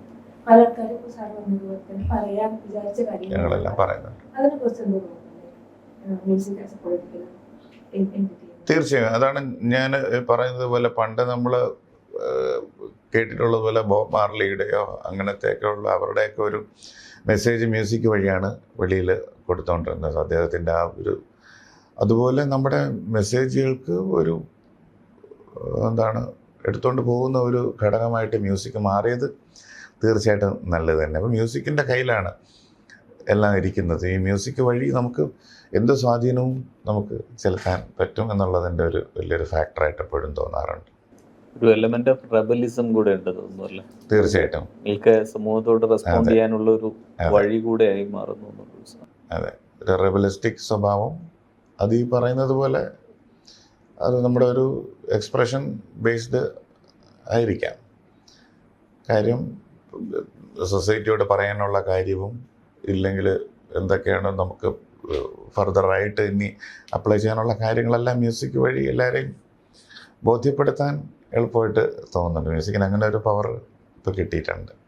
ഈ സ്ട്രക്ചേഴ്സ് ബ്രേക്ക് ചെയ്യാനുള്ള ഒരു ടെൻഡൻസി PTM പ്രശ്നിക്ക് സുബ്ബലക്ഷ്മി അവാർഡ് കൊടുത്തതിനെ കുറിച്ച് അവാർഡ് കൊടുത്തതിനും അതിനെതിരായിട്ട് ഈ റെബലിസം യഥാർത്ഥത്തിൽ മ്യൂസിക്കിൽ നമുക്ക് ഓരോ ആൾക്കാരെയും ഓരോ ടൈമിൽ നമുക്ക് സ്കെച്ച് ചെയ്യാൻ പറ്റും. അപ്പോൾ ഇദ്ദേഹം TM സാറിൻ്റെ അത് പറയുന്നതിൽ പുള്ളി അല്ലാതെ തന്നെ ഈ കർണാട്ടിക്കിൽ എനിക്ക് തോന്നുന്നു അദ്ദേഹം പല പല മാറ്റങ്ങൾക്ക് വേണ്ടി ശ്രമിക്കുകയും ഒരു ബ്രോഡ് ലൈനിൽ കൊണ്ടുവരാൻ വേണ്ടി ശ്രമിക്കുന്നതിൻ്റെ ഭാഗമായിട്ട് ഉള്ളതായിരിക്കാം. ഈ പറയുന്നത് പോലെ അതിർവരമ്പുകൾ വിട്ട് മാറാനുള്ള ഒരു ശ്രമം പലർക്കും അവർക്ക് വേണ്ട എന്ന് തോന്നുന്ന ഒരു ഗ്രൂപ്പ് എപ്പോഴും കാണുമല്ലോ. അപ്പോൾ അതിന് ഒരു ഒപ്പോസിഷൻ തീർച്ചയായിട്ടും എപ്പോഴും കാണും. ഇതിലെന്താണ് കറക്റ്റ് എന്നുള്ളത് തീരുമാനിക്കേണ്ടത് ഇപ്പോൾ നമ്മളെക്കാട്ടിലും എന്താണ് ഇപ്പോഴ് അത് കാണേണ്ടി വരുന്ന ജനതയാണ് അത് അക്സെപ്റ്റ് ചെയ്യണോ വേണ്ടിയോ ഇല്ലെന്ന് ചിന്തിക്കണമെന്നാണ് എനിക്ക് തോന്നിയിട്ടുള്ള പേഴ്സണലായിട്ട്. അപ്പം ഞങ്ങൾ ഈ പറയുന്നത് പോലെ എല്ലാ രീതിയിലും പുതിയ കാര്യങ്ങളെ നമ്മൾ സ്വാഗതം ചെയ്യുന്നത് പോലെ എല്ലാവരും ചിലപ്പോൾ അക്സെപ്റ്റ് ചെയ്യണം എന്നില്ല. ഇപ്പം നേരത്തെ പാടുന്ന കാര്യം ചോദിച്ചപ്പോൾ നമ്മൾ കൊടുക്കുന്നൊരു ഫ്രീഡം എല്ലാവരും കൊടുക്കണമെന്നില്ല. ഇപ്പോൾ പലർക്കും പല കോൺസെപ്റ്റിൽ വിശ്വാസം ഉള്ളത് കാരണം പലപ്പോഴും നമ്മുടെ ഒരു ബേസിക് ഇൻസ്റ്റിങ്ക്റ്റ് എന്താണ് അതിൽ അടിയുറച്ച് നിൽക്കുന്നതാണ് പലപ്പോഴും പലരും ചെയ്യുന്നതായിട്ട് തോന്നിയിട്ടുള്ളത്. അല്ല, ജാസി ഗിഫ്റ്റിൻ്റെ ഒരു ഒപ്പീനിയൻ എന്താണ്? അതായത് എങ്ങനെ മ്യൂസിക് ഇല്ലെങ്കിൽ ക്ലാസ് ഇക്വേഷൻസ് അത് എത്രത്തോളം ഡിസൈറബിൾ ആണ്, എത്രത്തോളം അഭിലഷണീയമാണ്? അല്ലെങ്കിൽ മ്യൂസിക്കിനെ പറ്റി എനിക്ക് തോന്നിയിട്ടുള്ള ഒരു കാര്യം, മ്യൂസിക് എല്ലാവർക്കും ഒരുപോലെ തന്നെയാണ് ഉള്ളത്. മ്യൂസിക് അപ്ലൈ ഈ നേരത്തെ പറഞ്ഞതുപോലെ മ്യൂസിക് പഠിപ്പിക്കാൻ പറ്റില്ലല്ലോ. മ്യൂസിക് എങ്ങനെ അപ്ലൈ ചെയ്യാം എന്നുള്ളതിന് മാത്രം ആണ് നമ്മൾ പഠിപ്പിക്കുന്നത്. അത് ഈ പറയുന്നത് പോലെ നമുക്ക് എല്ലാവരുടെയും കോൺസെപ്റ്റിൽ എന്താണ് ശരി, ഇപ്പം നമുക്കിപ്പോൾ എന്താണ് ശരി, നമുക്ക് തെറ്റല്ലാത്ത രീതിയിൽ എന്തൊക്കെ ഒബ്സേർവ് ചെയ്യാം, അതനുസരിച്ച് നമ്മൾ കോൺസെപ്റ്റ് കൊണ്ടുപോകാം എന്നുള്ളതാണ് നല്ലത്. പലപ്പോഴും അറിയാമല്ലോ, ഈ ക്ലാസിക്കലും പോപ്പുലറും തമ്മിലുള്ള ഒരു കോൺഫ്ലിക്റ്റ് എപ്പോഴും പണ്ട് മുതലേ ഉണ്ട്. അത് നമ്മുടെ മ്യൂസിക്കിൽ മാത്രമല്ല, അത് വേൾഡിലെ തന്നെ എല്ലാ മ്യൂസിക് എടുക്കുമ്പോഴത്തേക്കും ഈ പോപ്പുലറും ക്ലാസിക്കലും തമ്മിലുള്ള ഒരു ഉരസൽ എപ്പോഴും കാണും. അത് പക്ഷെ അതിനൊരു നാരോ ലൈൻ കണ്ടുപിടിക്കാൻ വേണ്ടി നമ്മൾ എത്ര ശ്രമിച്ചാലും ഇതിന് രണ്ട് എക്സ്ട്രീമായിട്ട് നിൽക്കുമെന്നാണ് എനിക്ക് തോന്നിയിട്ടുള്ളത്. ആക്ടിങ്ങിന്റെ കാര്യം ചോദിക്കുക. ആക്ടിങ് ആയിട്ട് ഇതാണ് ഈ ആൽബംസ് കൊളാബുകളിൽ പാടുന്നതായിട്ടുള്ള ഒരു അത് മാത്രമേ ഉള്ളൂ. സീരിയസ് ആയിട്ടായിട്ടില്ല. ഓഫേഴ്സ് ഈ പാടി ആക്ട് ചെയ്യാനുള്ളതും അങ്ങനെയുള്ളതൊക്കെ വന്നിട്ടുണ്ട്. അങ്ങനെയുള്ളതിനൊക്കെ അതിപ്പോഴും ചെയ്യുന്നുണ്ട്. കൊളാബുകളാണ് കൂടുതൽ. ഈ നമ്മൾ നേരത്തെ ഇപ്പോൾ മ്യൂസിക്കിന് മൊത്തം സ്ട്രക്ചർ മാറുന്നു, ന്യൂ ജനറേഷൻ ഡയറക്റ്റ്. പക്ഷേ ഈ വിമൻ മ്യൂസീഷ്യൻസ്, അതായത് സിംഗേഴ്സ് ഉണ്ട്, പക്ഷെ ഒരു ടോപ്പ് ലെവലിലോട്ട് മ്യൂസിക് ഡയറക്ടേഴ്സ് ആ ഒരു ഏരിയ ഇപ്പോഴും. സത്യത്തിൽ ഞാൻ ഈ ക്വസ്റ്റ്യൻ മനസ്സിലുണ്ടായിരുന്നു കേട്ടോ. ഇത് എന്നോട് ചോദിക്കുന്നത് എങ്ങനെ മനസ്സിലാക്കിയെന്നാണ് ഞാൻ ആലോചിക്കുന്നത്. ഞാൻ ഞാൻ അതിനെപ്പറ്റി ആലോചിച്ചൊരു കാര്യം, എപ്പോഴും ഈ ഫീമെയിൽ മ്യൂസീഷ്യൻസ് ഒരു ഭയങ്കര ഒരു ഒരു ഒരു മാസ് ഒരു ഹിറ്റ് കൊണ്ടുവന്നാൽ മാത്രമേ അവർക്ക് സർവൈവ് ചെയ്യാൻ പറ്റൂ എന്നെനിക്ക് എപ്പോഴും തോന്നിയിട്ടുണ്ട്. അങ്ങനെ അപ്പോൾ സാധാരണ അവരുടെ സ്ട്രക്ചർ ഓഫ് സോങ്ങുകളിലൊക്കെ വന്ന ഒരു പ്രോബ്ലം ആവാൻ ചാൻസ് ഉണ്ട്. ഇല്ലെങ്കിൽ എനിക്ക് തോന്നുന്നു ഒരു നല്ലൊരു ഭയങ്കര ഒരു ഹിറ്റായിട്ടുള്ള പാട്ടുകൾ വരുമ്പോഴത്തേക്ക് വീണ്ടും അവർക്കൊരു ബൂസ്റ്റപ്പ് കിട്ടും. എനിക്ക് തോന്നുന്നു സയനോരൊക്കെയാണെന്ന് തോന്നുന്നു ലാസ്റ്റ് മൂവി ചെയ്ത് കൊമേഴ്ഷ്യലായിട്ട് ഫലിപ്പിച്ചിട്ടുള്ളത്. ബാക്കി പക്ഷേ ഇൻഡിപെൻഡൻ്റായിട്ട് ചെയ്യുന്നവരുണ്ട്, ഇൻഡിപെൻഡൻ്റായിട്ട് ഫിലിം അല്ലാതെ ഫീമെയിൽ മ്യൂസിക് അതെ അവരൊക്കെ ചെയ്യുന്നുണ്ട്. അവർ ഈ ഫിലിം അല്ലാതെ ഈ പ്രൈവറ്റ് ആയിട്ടുള്ള മ്യൂസിക് ചെയ്യുന്നുണ്ട്. അപ്പോൾ എനിക്ക് തോന്നുന്നത് വലിയൊരു മാസ് ഒരു ഹിറ്റ് വന്നു കഴിഞ്ഞാൽ വീണ്ടും അത് അക്സെപ്റ്റബിൾ ആവുമെന്ന് തോന്നുന്നു. അവർക്ക് ഇച്ചിരി കൂടുതൽ സ്ട്രഗിൾ ചെയ്യേണ്ടി വരുമെന്നല്ലേ? അതെ, മെയിൽ കമ്പോസേഴ്സ്. എനിക്ക് തോന്നുന്നു ഈ കമ്പോസിങ് സ്റ്റൈലിലുള്ളൊരു പ്രശ്നം കൂടെ അതിനകത്തുണ്ട്. കമ്പോസ് ചെയ്ത് വരുമ്പോഴത്തേക്ക് ഇത് ഏത് ആറ്റിറ്റ്യൂഡിലുള്ള പാട്ട് അതനുസരിച്ചായിരിക്കും അതിൻ്റെ ഒരു ഫർദർ ഡെവലപ്മെൻറ്റ്. അങ്ങനെ ഒരു ഭയങ്കര ഒരു ഹിറ്റ് പാട്ട് ഒരു മ്യൂസിക് ഡയറക്ടറിൻ്റെ വന്നു കഴിഞ്ഞാൽ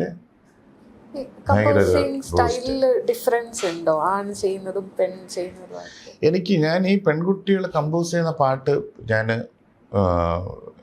കേട്ടിട്ടുണ്ട്.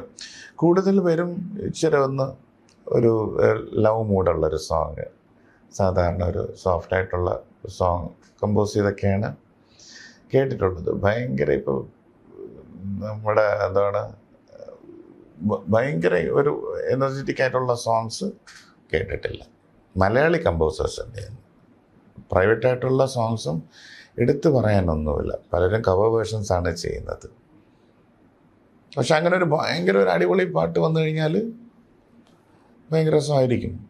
ഒരു തമിഴ് ഒരു എക്സ്ട്രാ ഓർഡിനറി ഒരു കുത്തു സോങ് എല്ലാം ആ സ്റ്റൈലൊക്കെ മലയാളത്തിൽ വന്നു കഴിഞ്ഞാൽ അവർ പെട്ടെന്ന് ശ്രദ്ധിക്കപ്പെടും. പക്ഷെ ആരും അങ്ങനെ ചെയ്തിട്ടില്ല. ഓപ്പർച്യൂണിറ്റി കിട്ടാത്തതിൻ്റെ ഒരു പ്രശ്നം, എൻട്രി കിട്ടാത്തതിൻ്റെ ഒരു പ്രോബ്ലം ആണോ, അല്ല അങ്ങനെ അവർ മുന്നോട്ട് വരാത്തതിൻ്റെ ആണോ? എൻട്രി കിട്ടാത്തതിൻ്റെയും പ്രോബ്ലം ആയിരിക്കാം. അവർക്ക് ചെയ്യാനുള്ള ഒരു സ്പേസ് ചിലപ്പോൾ കറക്റ്റായിട്ട് കിട്ടിയെന്ന് വരില്ല. പിന്നെ അവരുടെ എന്താണ് നല്ല ഒരു ഡയറക്ടർ അങ്ങനെ ഒന്ന് തീരുമാനിക്കണമല്ലോ, ഇങ്ങനെ സിറ്റുവേഷനിൽ ഒരു സോങ് കിട്ടിയാൽ നല്ലതായിരിക്കും. അങ്ങനെയാണെങ്കിൽ ആരെങ്കിലും ഒരാൾ അതൊന്ന് പ്രൂവ് ചെയ്താൽ പിന്നെ ബാക്കിയുള്ളവർക്കൂടെ നല്ലതായിരിക്കും. സൗത്ത് ഇന്ത്യയിലെ എല്ലാ ഇൻഡസ്ട്രിയിലും ഏതാണ്ട് താങ്കളുടെ ഒരു മാർക്കുണ്ട്. ബോളിവുഡിലേക്ക് എങ്ങനെയാണ് അതിൻ്റെ ഒരു എൻട്രി എങ്ങനെയാണ്? ബോളിവുഡ് എന്നുള്ള സംഭവം നമ്മൾ ഈ എന്താണ് സിനിമ കണ്ടുള്ള ഒരു ഇത് മാത്രമേ ഉള്ളൂ ബോളിവുഡ് എന്താണെന്ന്. പക്ഷെ ഞാൻ അവിടുത്തെ ഒരു ഇപ്പം ശങ്കർ മാധവൻ സാറിന് വേണ്ടി എനിക്ക് ശങ്കർ എഹ്സാൻ ലോയിഡ് അവർക്ക് വേണ്ടി പാടാൻ പറ്റി. പിന്നെ അമിത് ത്രിവേദിക്ക് വേണ്ടി പാടാൻ പറ്റി. അമിത് ത്രിവേദിക്ക് വേണ്ടി എന്താണ്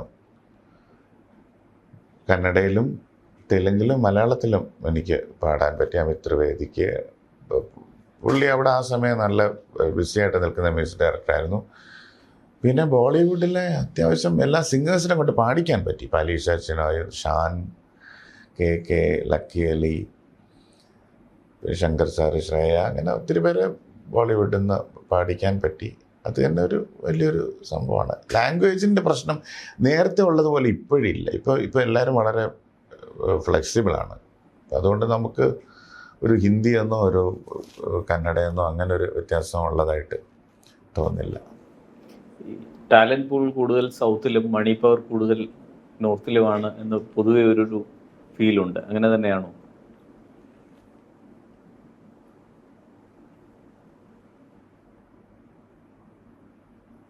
സൗത്ത് ഇന്ത്യൻ മ്യൂസിക്കും പടങ്ങളും വളരെ പണ്ട് തന്നെ എല്ലാവരും അംഗീകരിക്കുകയും ഇഷ്ടപ്പെടുകയും ചെയ്യുന്നതാണ്. പക്ഷേ ഇപ്പോഴും കുറച്ചുകൂടെ വൈഡായിട്ടുള്ളൊരു പ്ലേസ്മെൻറ്റ് നമ്മുടെ പടങ്ങൾക്ക് കിട്ടിയെന്നുള്ളത് വളരെ നല്ലതാണ്. പ്രത്യേകിച്ച് കന്നഡയിലും അവിടെയൊക്കെ ഉള്ള പടങ്ങൾ എല്ലായിടത്തേക്കും പോകുന്നുണ്ട്. മലയാളം പടങ്ങളെപ്പറ്റി ഒത്തിരി വെളിയിൽ ചർച്ച വരുന്നുണ്ട്. അതൊക്കെ വളരെ ഒരു എൻകറേജിങ് ആയിട്ടുള്ള കാര്യമാണ്. ഏറ്റവും കൂടുതൽ ഇഷ്ടപ്പെടുന്ന എൻജോയ് ചെയ്യുന്ന ചിലപ്പോൾ ജോണർ ഓഫ് മ്യൂസിക് എന്താണ്? സിംഗേഴ്സ് ആരൊക്കെയാണ് ഇൻഫ്ലുവൻസ് ചെയ്തത്? ഞാൻ ഒത്തിരി ഡാൻസ് നമ്പേഴ്സൊക്കെ ഒത്തിരി കേൾക്കും. ഞാൻ കൂടുതലും കേൾക്കാത്ത ടൈപ്പ് പാട്ടുകൾ പണ്ട് മുതലേ ഞാൻ അധികം കേൾക്കാത്ത അധികം ഈ ഭയങ്കര മെലോഡിക് ആയിട്ടുള്ള പാട്ടുകൾ ഞാൻ അധികം കേൾക്കാൻ ശ്രമിക്കാറില്ല. ഡാൻസ് സോങ്സ് ഒത്തിരി കേൾക്കും. പണ്ട് മുതലേ ഫേവറേറ്റ് സിംഗർ എന്ന് പറഞ്ഞാൽ ഇന്ത്യൻ മ്യൂസിക്കിൽ ഒരേ ഒരാൾ തന്നെ, ദാസ് സാർ മാത്രമാണ് പണ്ട് മുതലേ ഉള്ള ഏറ്റവും വലിയ ഇഷ്ടങ്ങളിലൊന്ന്. അത് കഴിഞ്ഞിട്ടാണ് നമ്മുടെ പറയുന്ന എല്ലാ ലെജൻസും വരുന്നത്. തീർച്ചയായിട്ടും ഞങ്ങൾ വെസ്റ്റേണിൽ ആദ്യം പഠിച്ചു തുടങ്ങുന്നത് നമ്മൾ കീബോർഡാണെങ്കിലും ഗിറ്റാറാണെങ്കിലും എല്ലാം എന്താണ് എറിക് ക്ലാപ്റ്റൺ അവരുടെയൊക്കെ പാട്ടാണ്. എറിക് ക്ലാപ്റ്റൺ, സ്റ്റിങ്ങിനെ ഭയങ്കര ഇഷ്ടമാണ്, ഫ്രെഡി മെർക്കുറി. അത് ആ ഇഷ്ടങ്ങൾ ഇപ്പോഴും ഉണ്ട്. ഡെയിലി അവരുടെ പ്ലേലിസ്റ്റ് തന്നെയാണ് കേൾക്കുന്നത്.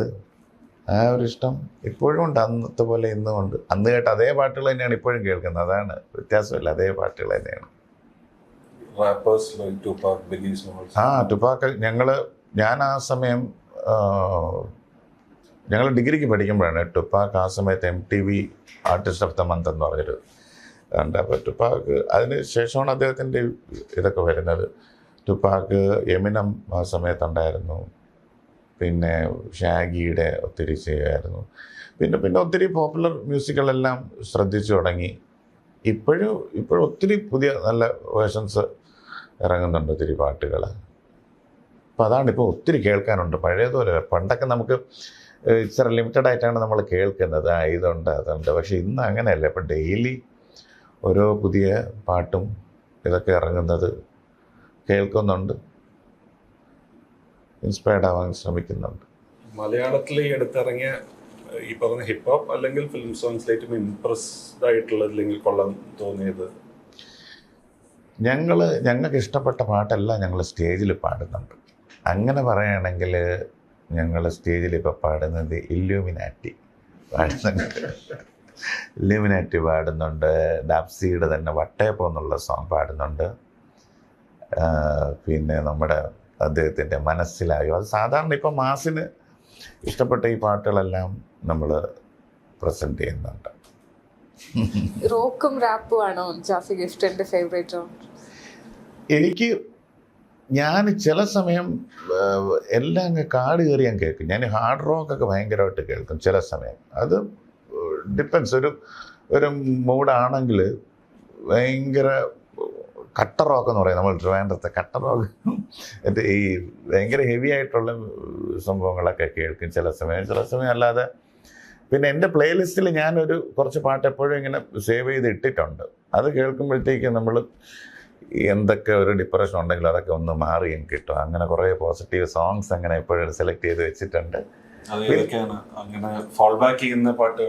അത് ഞാൻ മൈ ഫാദേഴ്സ് ഐസ് എന്ന് പറഞ്ഞൊരു എറിക് ക്ലാപ്റ്റൻ്റെ ഒരു പാട്ടുണ്ട്. അത് കേട്ടാൽ എപ്പോഴും കാം ഡൗൺ ആവും. പിന്നെ സ്റ്റിങ്ങിൻ്റെ റാപ്ഡ് അറൗണ്ട് യുവർ ഫിംഗർ ഉണ്ട്. പിന്നെ എറിക് ക്ലാപ്റ്റൻ്റെ തന്നെ എന്താണ് വണ്ടർഫുൾ ടുനൈറ്റ്.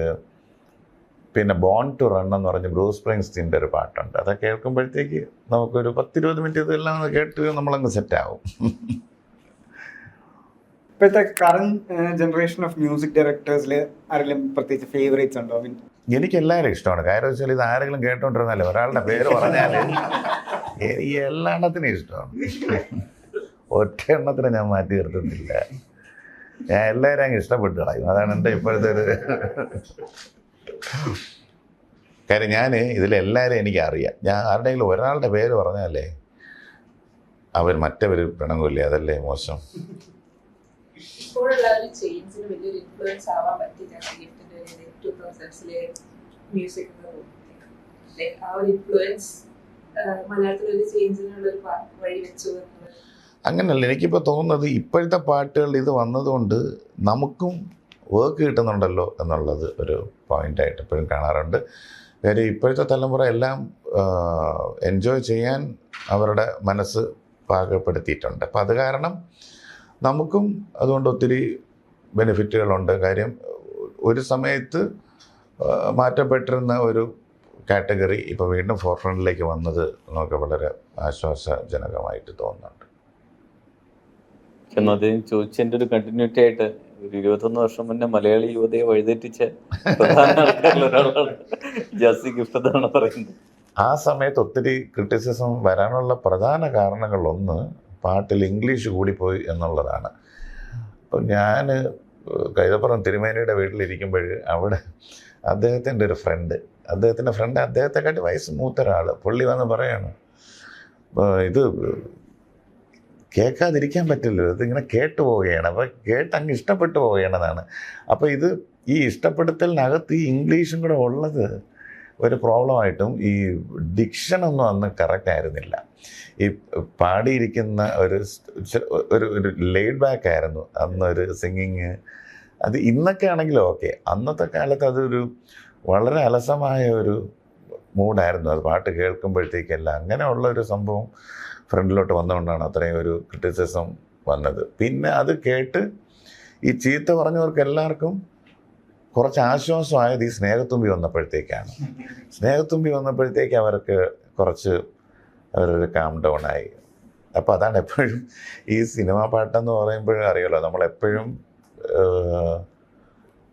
അവരുടെ ഇഷ്ടങ്ങൾക്കനുസരിച്ച് നമ്മൾ പ്രസൻറ്റ് ചെയ്യണം എന്നുള്ളത് സിനിമയുടെ ഏറ്റവും വലിയ പ്രശ്നങ്ങളിലൊന്നാണ്. ഇപ്പം നമ്മൾ ഇപ്പോൾ എന്ത് പാട്ടിറക്കിയാലും എന്ത് പ്രോഡക്റ്റ് ആണെങ്കിലും അവരുടെ ഇഷ്ടങ്ങളനുസരിച്ച് നമ്മൾ പോയില്ലെങ്കിൽ നന്നായിട്ട് കിട്ടും. ഇന്നത്തെ ഓഡിയൻസും കൂടുതൽ അവെയറാണ് ഈ മ്യൂസിക്കിന്. തീർച്ചയായിട്ടും. പണ്ടൊക്കെ ഈ വേൾഡ് മ്യൂസിക് എന്നൊക്കെ കുറെ സാധനങ്ങൾ നമ്മൾ ഇവിടെ ഒന്നും കേട്ടിട്ടുണ്ടായിരുന്നു. നമ്മൾ 10 കൊല്ലം മുമ്പ് കേട്ടതോ ഈ പാട്ടൊന്നും എടുത്തായിരുന്നില്ല എന്നൊക്കെയുള്ള റിയലൈസേഷൻ ഇപ്പം ഉണ്ടായിരുന്നില്ല. അതെ, ഇന്ന് മോട്ടിക്കാൻ പറ്റില്ല. കറക്റ്റ് അന്ന് നമുക്ക് വീണ്ടും സ്പേസ് ഉണ്ട്. നമ്മൾ ഒത്തിരി കേട്ടതൊക്കെ അപ്ലൈ ചെയ്യാൻ അതൊന്നും കുഴപ്പമില്ല. ഞാൻ ഒത്തിരി അങ്ങനെയൊക്കെ ആ സമയത്തൊക്കെ ട്രൈ ചെയ്തിട്ടുണ്ട്. പക്ഷേ ഇന്ന് കറക്റ്റ് പെട്ടെന്ന് പാട്ട് ഒത്തിരി പേരെല്ലാവരും കേൾക്കുന്നതാണ്. പിന്നെ നമ്മൾ വളരെ നേരത്തെ പറഞ്ഞ പോലെ സാമ്പിൾസ് ആണെങ്കിലും എന്ത് യൂസ് ചെയ്യുന്നെങ്കിലും വളരെ സൂക്ഷിക്കണം. അങ്ങനെ യഥാർത്ഥത്തിൽ ഒരു റിഫൈൻഡ് ആയിട്ടുള്ളൊരു മോഡാണ് ഇപ്പോഴും ഉള്ളത്. അത് എങ്ങനെ നമുക്ക് യൂസ് ചെയ്തെടുക്കാം എന്നുള്ളതിനെ പറ്റി ഒന്ന് സമർത്ഥമായിട്ട് ചിന്തിച്ചാൽ മുന്നോട്ട് പോകാൻ. റഹ്മാന്റെ ഒക്കെ ചില പഴയ ട്രാക്സ് പോലും അതെ പല വേൾഡ് മ്യൂസിക് എടുത്തിട്ടുണ്ട്. അതിൻ്റെ ഒരു ടോൺസ്, ഇൻസ്പിറേഷൻ എല്ലാം ഉണ്ട്. ഇൻ ജനറൽ അതൊരു പോസിറ്റീവായ ചേഞ്ച് ആണ് അല്ലേ? ഇൻ ജനറൽ അതൊരു പോസിറ്റീവായ ചേഞ്ച് ആയിട്ടാണ് താങ്കൾ കാണുന്നത്? പോസിറ്റീവായിട്ടുള്ള ചേഞ്ചാണ്. ക്രിയേറ്റീവായിട്ട് ഒത്തിരി സ്പേസ് നമുക്ക് വന്നു. അതുപോലെ തന്നെ കോമ്പറ്റീറ്റീവായിട്ടുള്ള ഒരു സൈഡും ഭയങ്കര സ്ട്രോങ് ആയി. ഇപ്പോൾ ഇത് രണ്ടും കൂടെ ഒരുമിച്ച് വന്നു. അപ്പോൾ ഇതിനകത്ത് എങ്ങനെ സർവൈവ് ചെയ്യണമെന്ന് നമ്മൾ ചെറിയൊരു ചിന്ത പോരാ യഥാർത്ഥത്തിൽ. അതിന് നമുക്കൊരു വലിയൊരു ഗ്രൂപ്പ് വർക്ക് വേണ്ടി വരും. ആർട്ടിസ്റ്റിക് ആണെങ്കിലും ഫിലിമാറ്റിക് ആണെങ്കിലും എന്ന് എനിക്ക് എപ്പോഴും തോന്നിയിട്ടുണ്ട്. പിന്നെ സിനിമാ പാട്ടിൻ്റെ കാര്യം പറയുകയാണെങ്കിൽ, പൊതുവായിട്ടുള്ള മ്യൂസിക് അല്ല, സിനിമാ പാട്ടുകളെ പറ്റി പറയുകയാണെങ്കിൽ സിനിമ നമ്മളെ എത്രമാത്രം സഹായിക്കും അതനുസരിച്ച് മ്യൂസിക് ഫ്രണ്ടിലേക്ക് പോകുമെന്ന് എനിക്ക് തോന്നിയിട്ടുണ്ട്. ആസ് എ സിംഗർ എങ്ങനത്തെ പാട്ടുകളാണ് പാടാൻ ഇഷ്ടം? സിനിമ മാത്രമല്ല, സിംഗർ എന്നുള്ള രീതിയിൽ എൻ്റെ പാട്ട് കമ്പോസിങ് കേൾക്കുമ്പോഴത്തേക്ക് തന്നെ അറിയാതെ എനിക്ക് പാടാൻ പറ്റിയ പാട്ടുകളായിരിക്കും ഞാൻ കമ്പോസ് ചെയ്യുന്നതും. അങ്ങനെയുള്ളത് പാട്ട് പാടാനായിട്ട് എപ്പോഴും എന്നെ വെളിയിൽ മ്യൂസിക് ഡയറക്ടേഴ്സൊക്കെ വിളിക്കുന്നത് സാധാരണ കുറച്ചൊന്ന് ഒരു എനർജി പവറൊക്കെ ഉള്ള പാട്ടുകളാണ്. അല്ലാതെയും പാടാൻ ചില പാട്ട് ഞാൻ ഇപ്പോഴൊക്കെ ആണെങ്കിലും ഒന്ന് കേട്ടിട്ട് നമ്മളെ കൊണ്ട് പറ്റുന്നതാണ്. അങ്ങനെയാണെങ്കിൽ മാത്രമേ പാടുള്ളൂ. എല്ലാ ടൈപ്പും എനിക്ക് പാടാൻ താല്പര്യമുണ്ട്, പക്ഷെ എല്ലാം അങ്ങനെ കൈവയ്ക്കാറില്ല. ഫ്ലോയിഡും ഫ്രെഡി മെർക്കുറിയൊക്കെ അതൊക്കെ പാടാം. ഫ്ലോയിഡും ഫ്രെഡി മെർക്കുറിയൊക്കെ പാടാറുണ്ട്, ഒത്തിരി പാടാറുണ്ട്. ഇപ്പോൾ ഈ ഓപ്പർച്യൂണിറ്റീസ് കൂടുതലാണെന്ന് പറഞ്ഞു, കോമ്പറ്റീഷൻ കൂടുതലാണ്, അതനുസരിച്ച് ഗിമ്മിക്കുകൾ കൂടുതലായിട്ട് വരുന്നുണ്ട്. ഗിമിക്കുകൾ കൂടുതലായിട്ട് വരാറുണ്ട് എന്ന് ചോദിച്ചാൽ എനിക്ക് ഈ വൈറലാക്കുക എന്നുള്ളൊരു കോൺസെപ്റ്റിലേക്ക് പോകുമ്പോഴത്തേക്ക് പലപ്പോഴും അങ്ങനത്തെ ഗിമിക്കുകളുടെ ആവശ്യം ഉള്ളതായിട്ട് തോന്നിയിട്ടുണ്ട്. ഇപ്പോൾ ഞാൻ പ്രൊഡ്യൂസറോ ഡയറക്ടറോ വന്ന് പറയണം അവർക്ക് ഇത്ര സെക്കൻഡിനകത്ത് ഇതൊന്ന് ഫലിപ്പിക്കണം എന്ന് തോന്നുമ്പോഴത്തേക്ക് നമ്മൾ ഒരു ഗിമിക്കുകളിലേക്ക് പോകേണ്ടി വരും. അങ്ങനത്തെ ഒരു ഇൻസേർഷൻ എപ്പോഴും പാട്ടുകളിലുള്ളതായിട്ട് തോന്നിയിട്ടുണ്ട്. മീൻസ് ഡെലിബറേറ്റ് ആയിട്ട് വൈറലാക്കാനുള്ള ഒരു ടെൻഡൻസി ഉണ്ട്. ഉണ്ട് അങ്ങനെ തോന്നിയിട്ടുണ്ട്.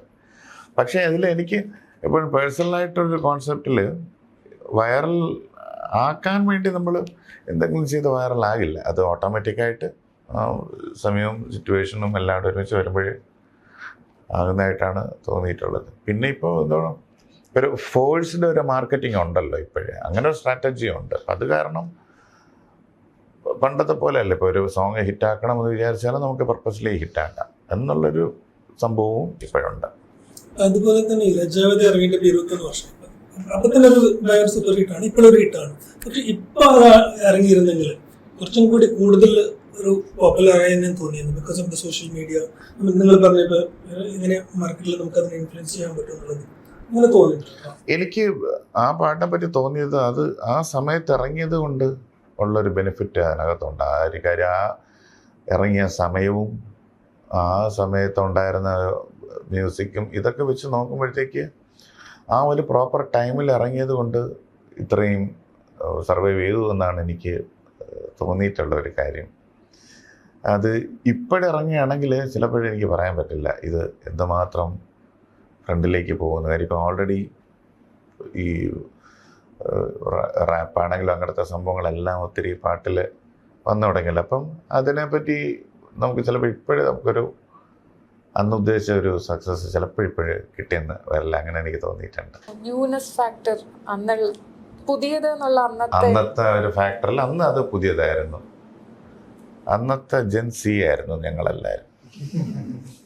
ഇന്നിപ്പോ അതൊരു കുത്തൊഴുക്കിൽ ഇന്ന് ജെൻ ഡി ആയി നമ്മൾ. ലാസ്റ്റ് എപ്പോഴാണ് ഈ ലജ്ജാവതി എന്ന പാട്ടിൽ ഫുള്ളായിട്ട് ഇരുന്ന് കേട്ടിട്ടുള്ളത്? ഞങ്ങൾ പല പല വേർഷൻസ് ഞങ്ങൾക്ക് മെസ്സേജിൽ വരും.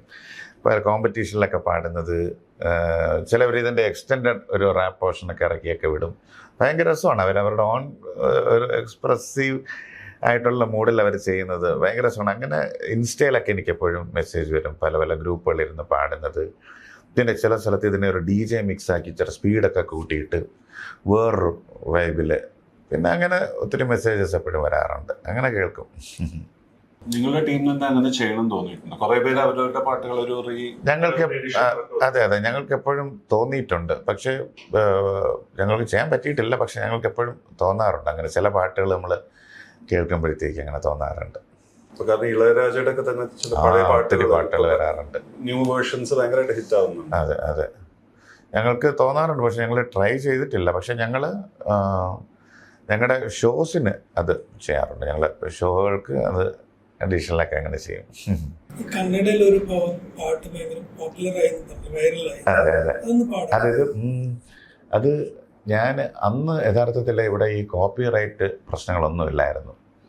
അത് കാരണം ಗಗನವೇ ಬಾಗಿ ಭುವಿಯನು ಕೇಳಿದ ಹಾಗೆ ಕಡಲು ಕರೆದಂತೆ ನದಿಯನು ಭೇಟಿಗೆ ಯಾರು ಬಂದಿರದ ಮನಸಲಿ ನಿನ್ನ ಆಗಮನ ಈ ದಿನ ನೀಡುವ ಮುನ್ನ ನಾನೆಯ ಮಂತ್ರಣ ಗಗನವೇ ಬಾಗಿ ಭುವಿಯನು ಕೇಳಿದ ಹಾಗೆ ಕಡಲು ಕರೆದಂತೆ നദിയനോ ഭേട്ടികേ.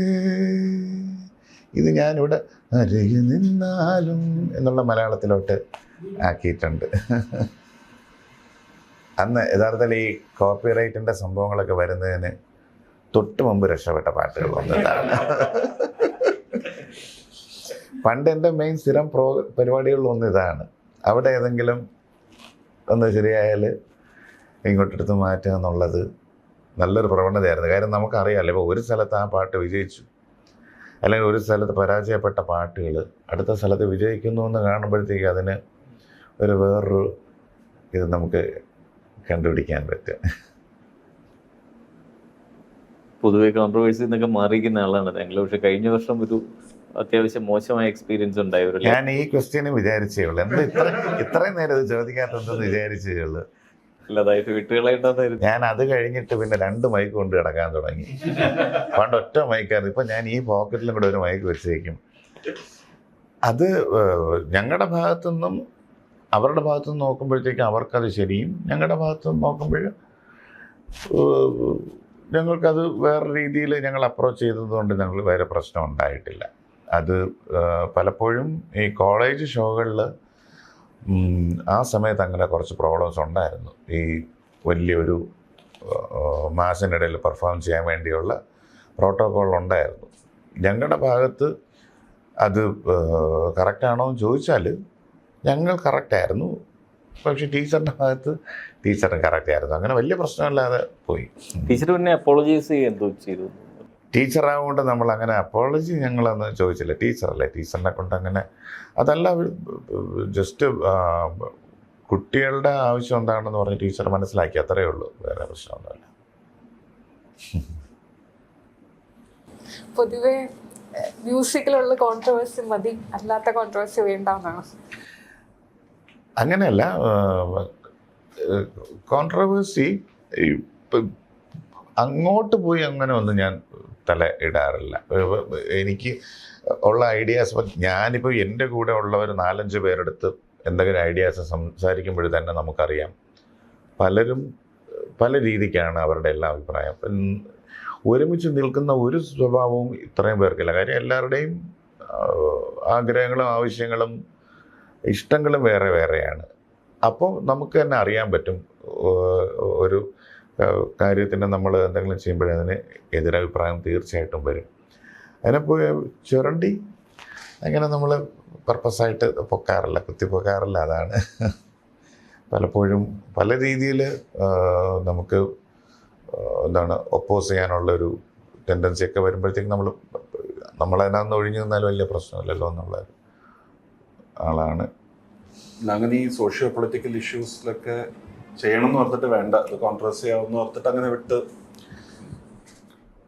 കോൺട്രവേഴ്സി ആവും എന്ന് തോന്നിയിട്ട് മനഃപൂർവ്വം മാറുന്നതല്ല. നമുക്ക് ജനറലി നമ്മൾ പൊയ്ക്കൊണ്ടിരിക്കുന്ന ഒരു സൊസൈറ്റിയുടെ ഒരു ഫ്ലോ ആക്ച്വലി എനിക്ക് മനസ്സിലാക്കാൻ പറ്റുന്നുണ്ട്. അതിൽ നമ്മുടെ സ്റ്റാൻഡ് പോയിൻ്റ് എന്താണ്, നമ്മൾ ഇത് പറഞ്ഞാൽ ഇത് പറയാൻ നമ്മൾ ആളാണോ, നമ്മൾ അത്രയും ശക്തനാണോ എന്ന് ഞാൻ എപ്പോഴും ഒന്നുകൂടെ ചിന്തിച്ച് നോക്കുമ്പോഴത്തേക്ക് ഫിലോസഫിക്കലി പറയുകയാണെങ്കിൽ നമ്മൾ എന്താണ് ഈ പീസ് തന്നെയാണ് എപ്പോഴും നല്ലത്. നമ്മളെ സംബന്ധിച്ചിടത്തോളം വലിയ പ്രശ്നങ്ങളിലോട്ട് പോകാതിരിക്കാനായിട്ട് എനിക്കെപ്പോഴും തോന്നിയിട്ടുണ്ട്. കാര്യം പലപ്പോഴും പല സ്ഥലങ്ങളിലും നമ്മൾ ഒറ്റപ്പെടാനും ചാൻസ് ഉണ്ട്. എപ്പോഴാണെന്നൊന്നും നമുക്ക് അറിയില്ലെങ്കിലും അങ്ങനത്തെ ഒരു സൊസൈറ്റിയാണ് ഇപ്പം നമ്മൾ പോയിക്കൊണ്ടിരിക്കുന്നതായിട്ട് എനിക്ക് ഫീൽ ചെയ്തിട്ടുണ്ട്. ഞങ്ങൾക്ക് വേണ്ടി താങ്കൾക്ക് ഇഷ്ടപ്പെട്ട 2 പാട്ടുകൾ ചെയ്തത് ഏത് വേണോ, സ്നേഹത്തുമ്പി പാട്ട് അതോ ലജ്ജാവതി ഏതാ? അന്നക്കിളി. ശരി, അപ്പം ഞാൻ അന്നക്കിളിയുടെ തെലുങ്ക് പാടാം.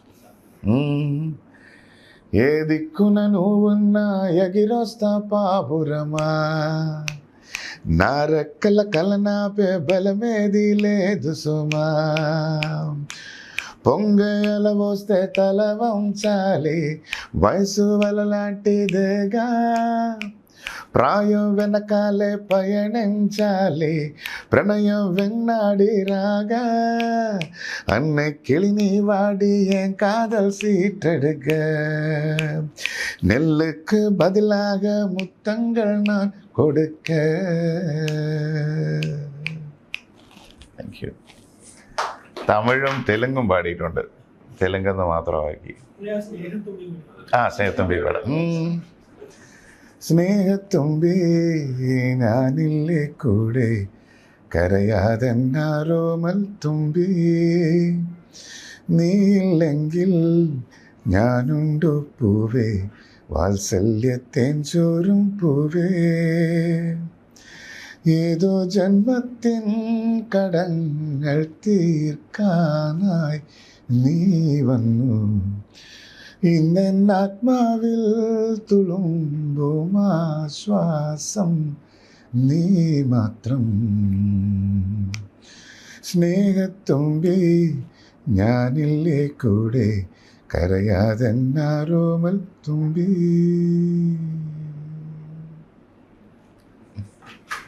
Thank you.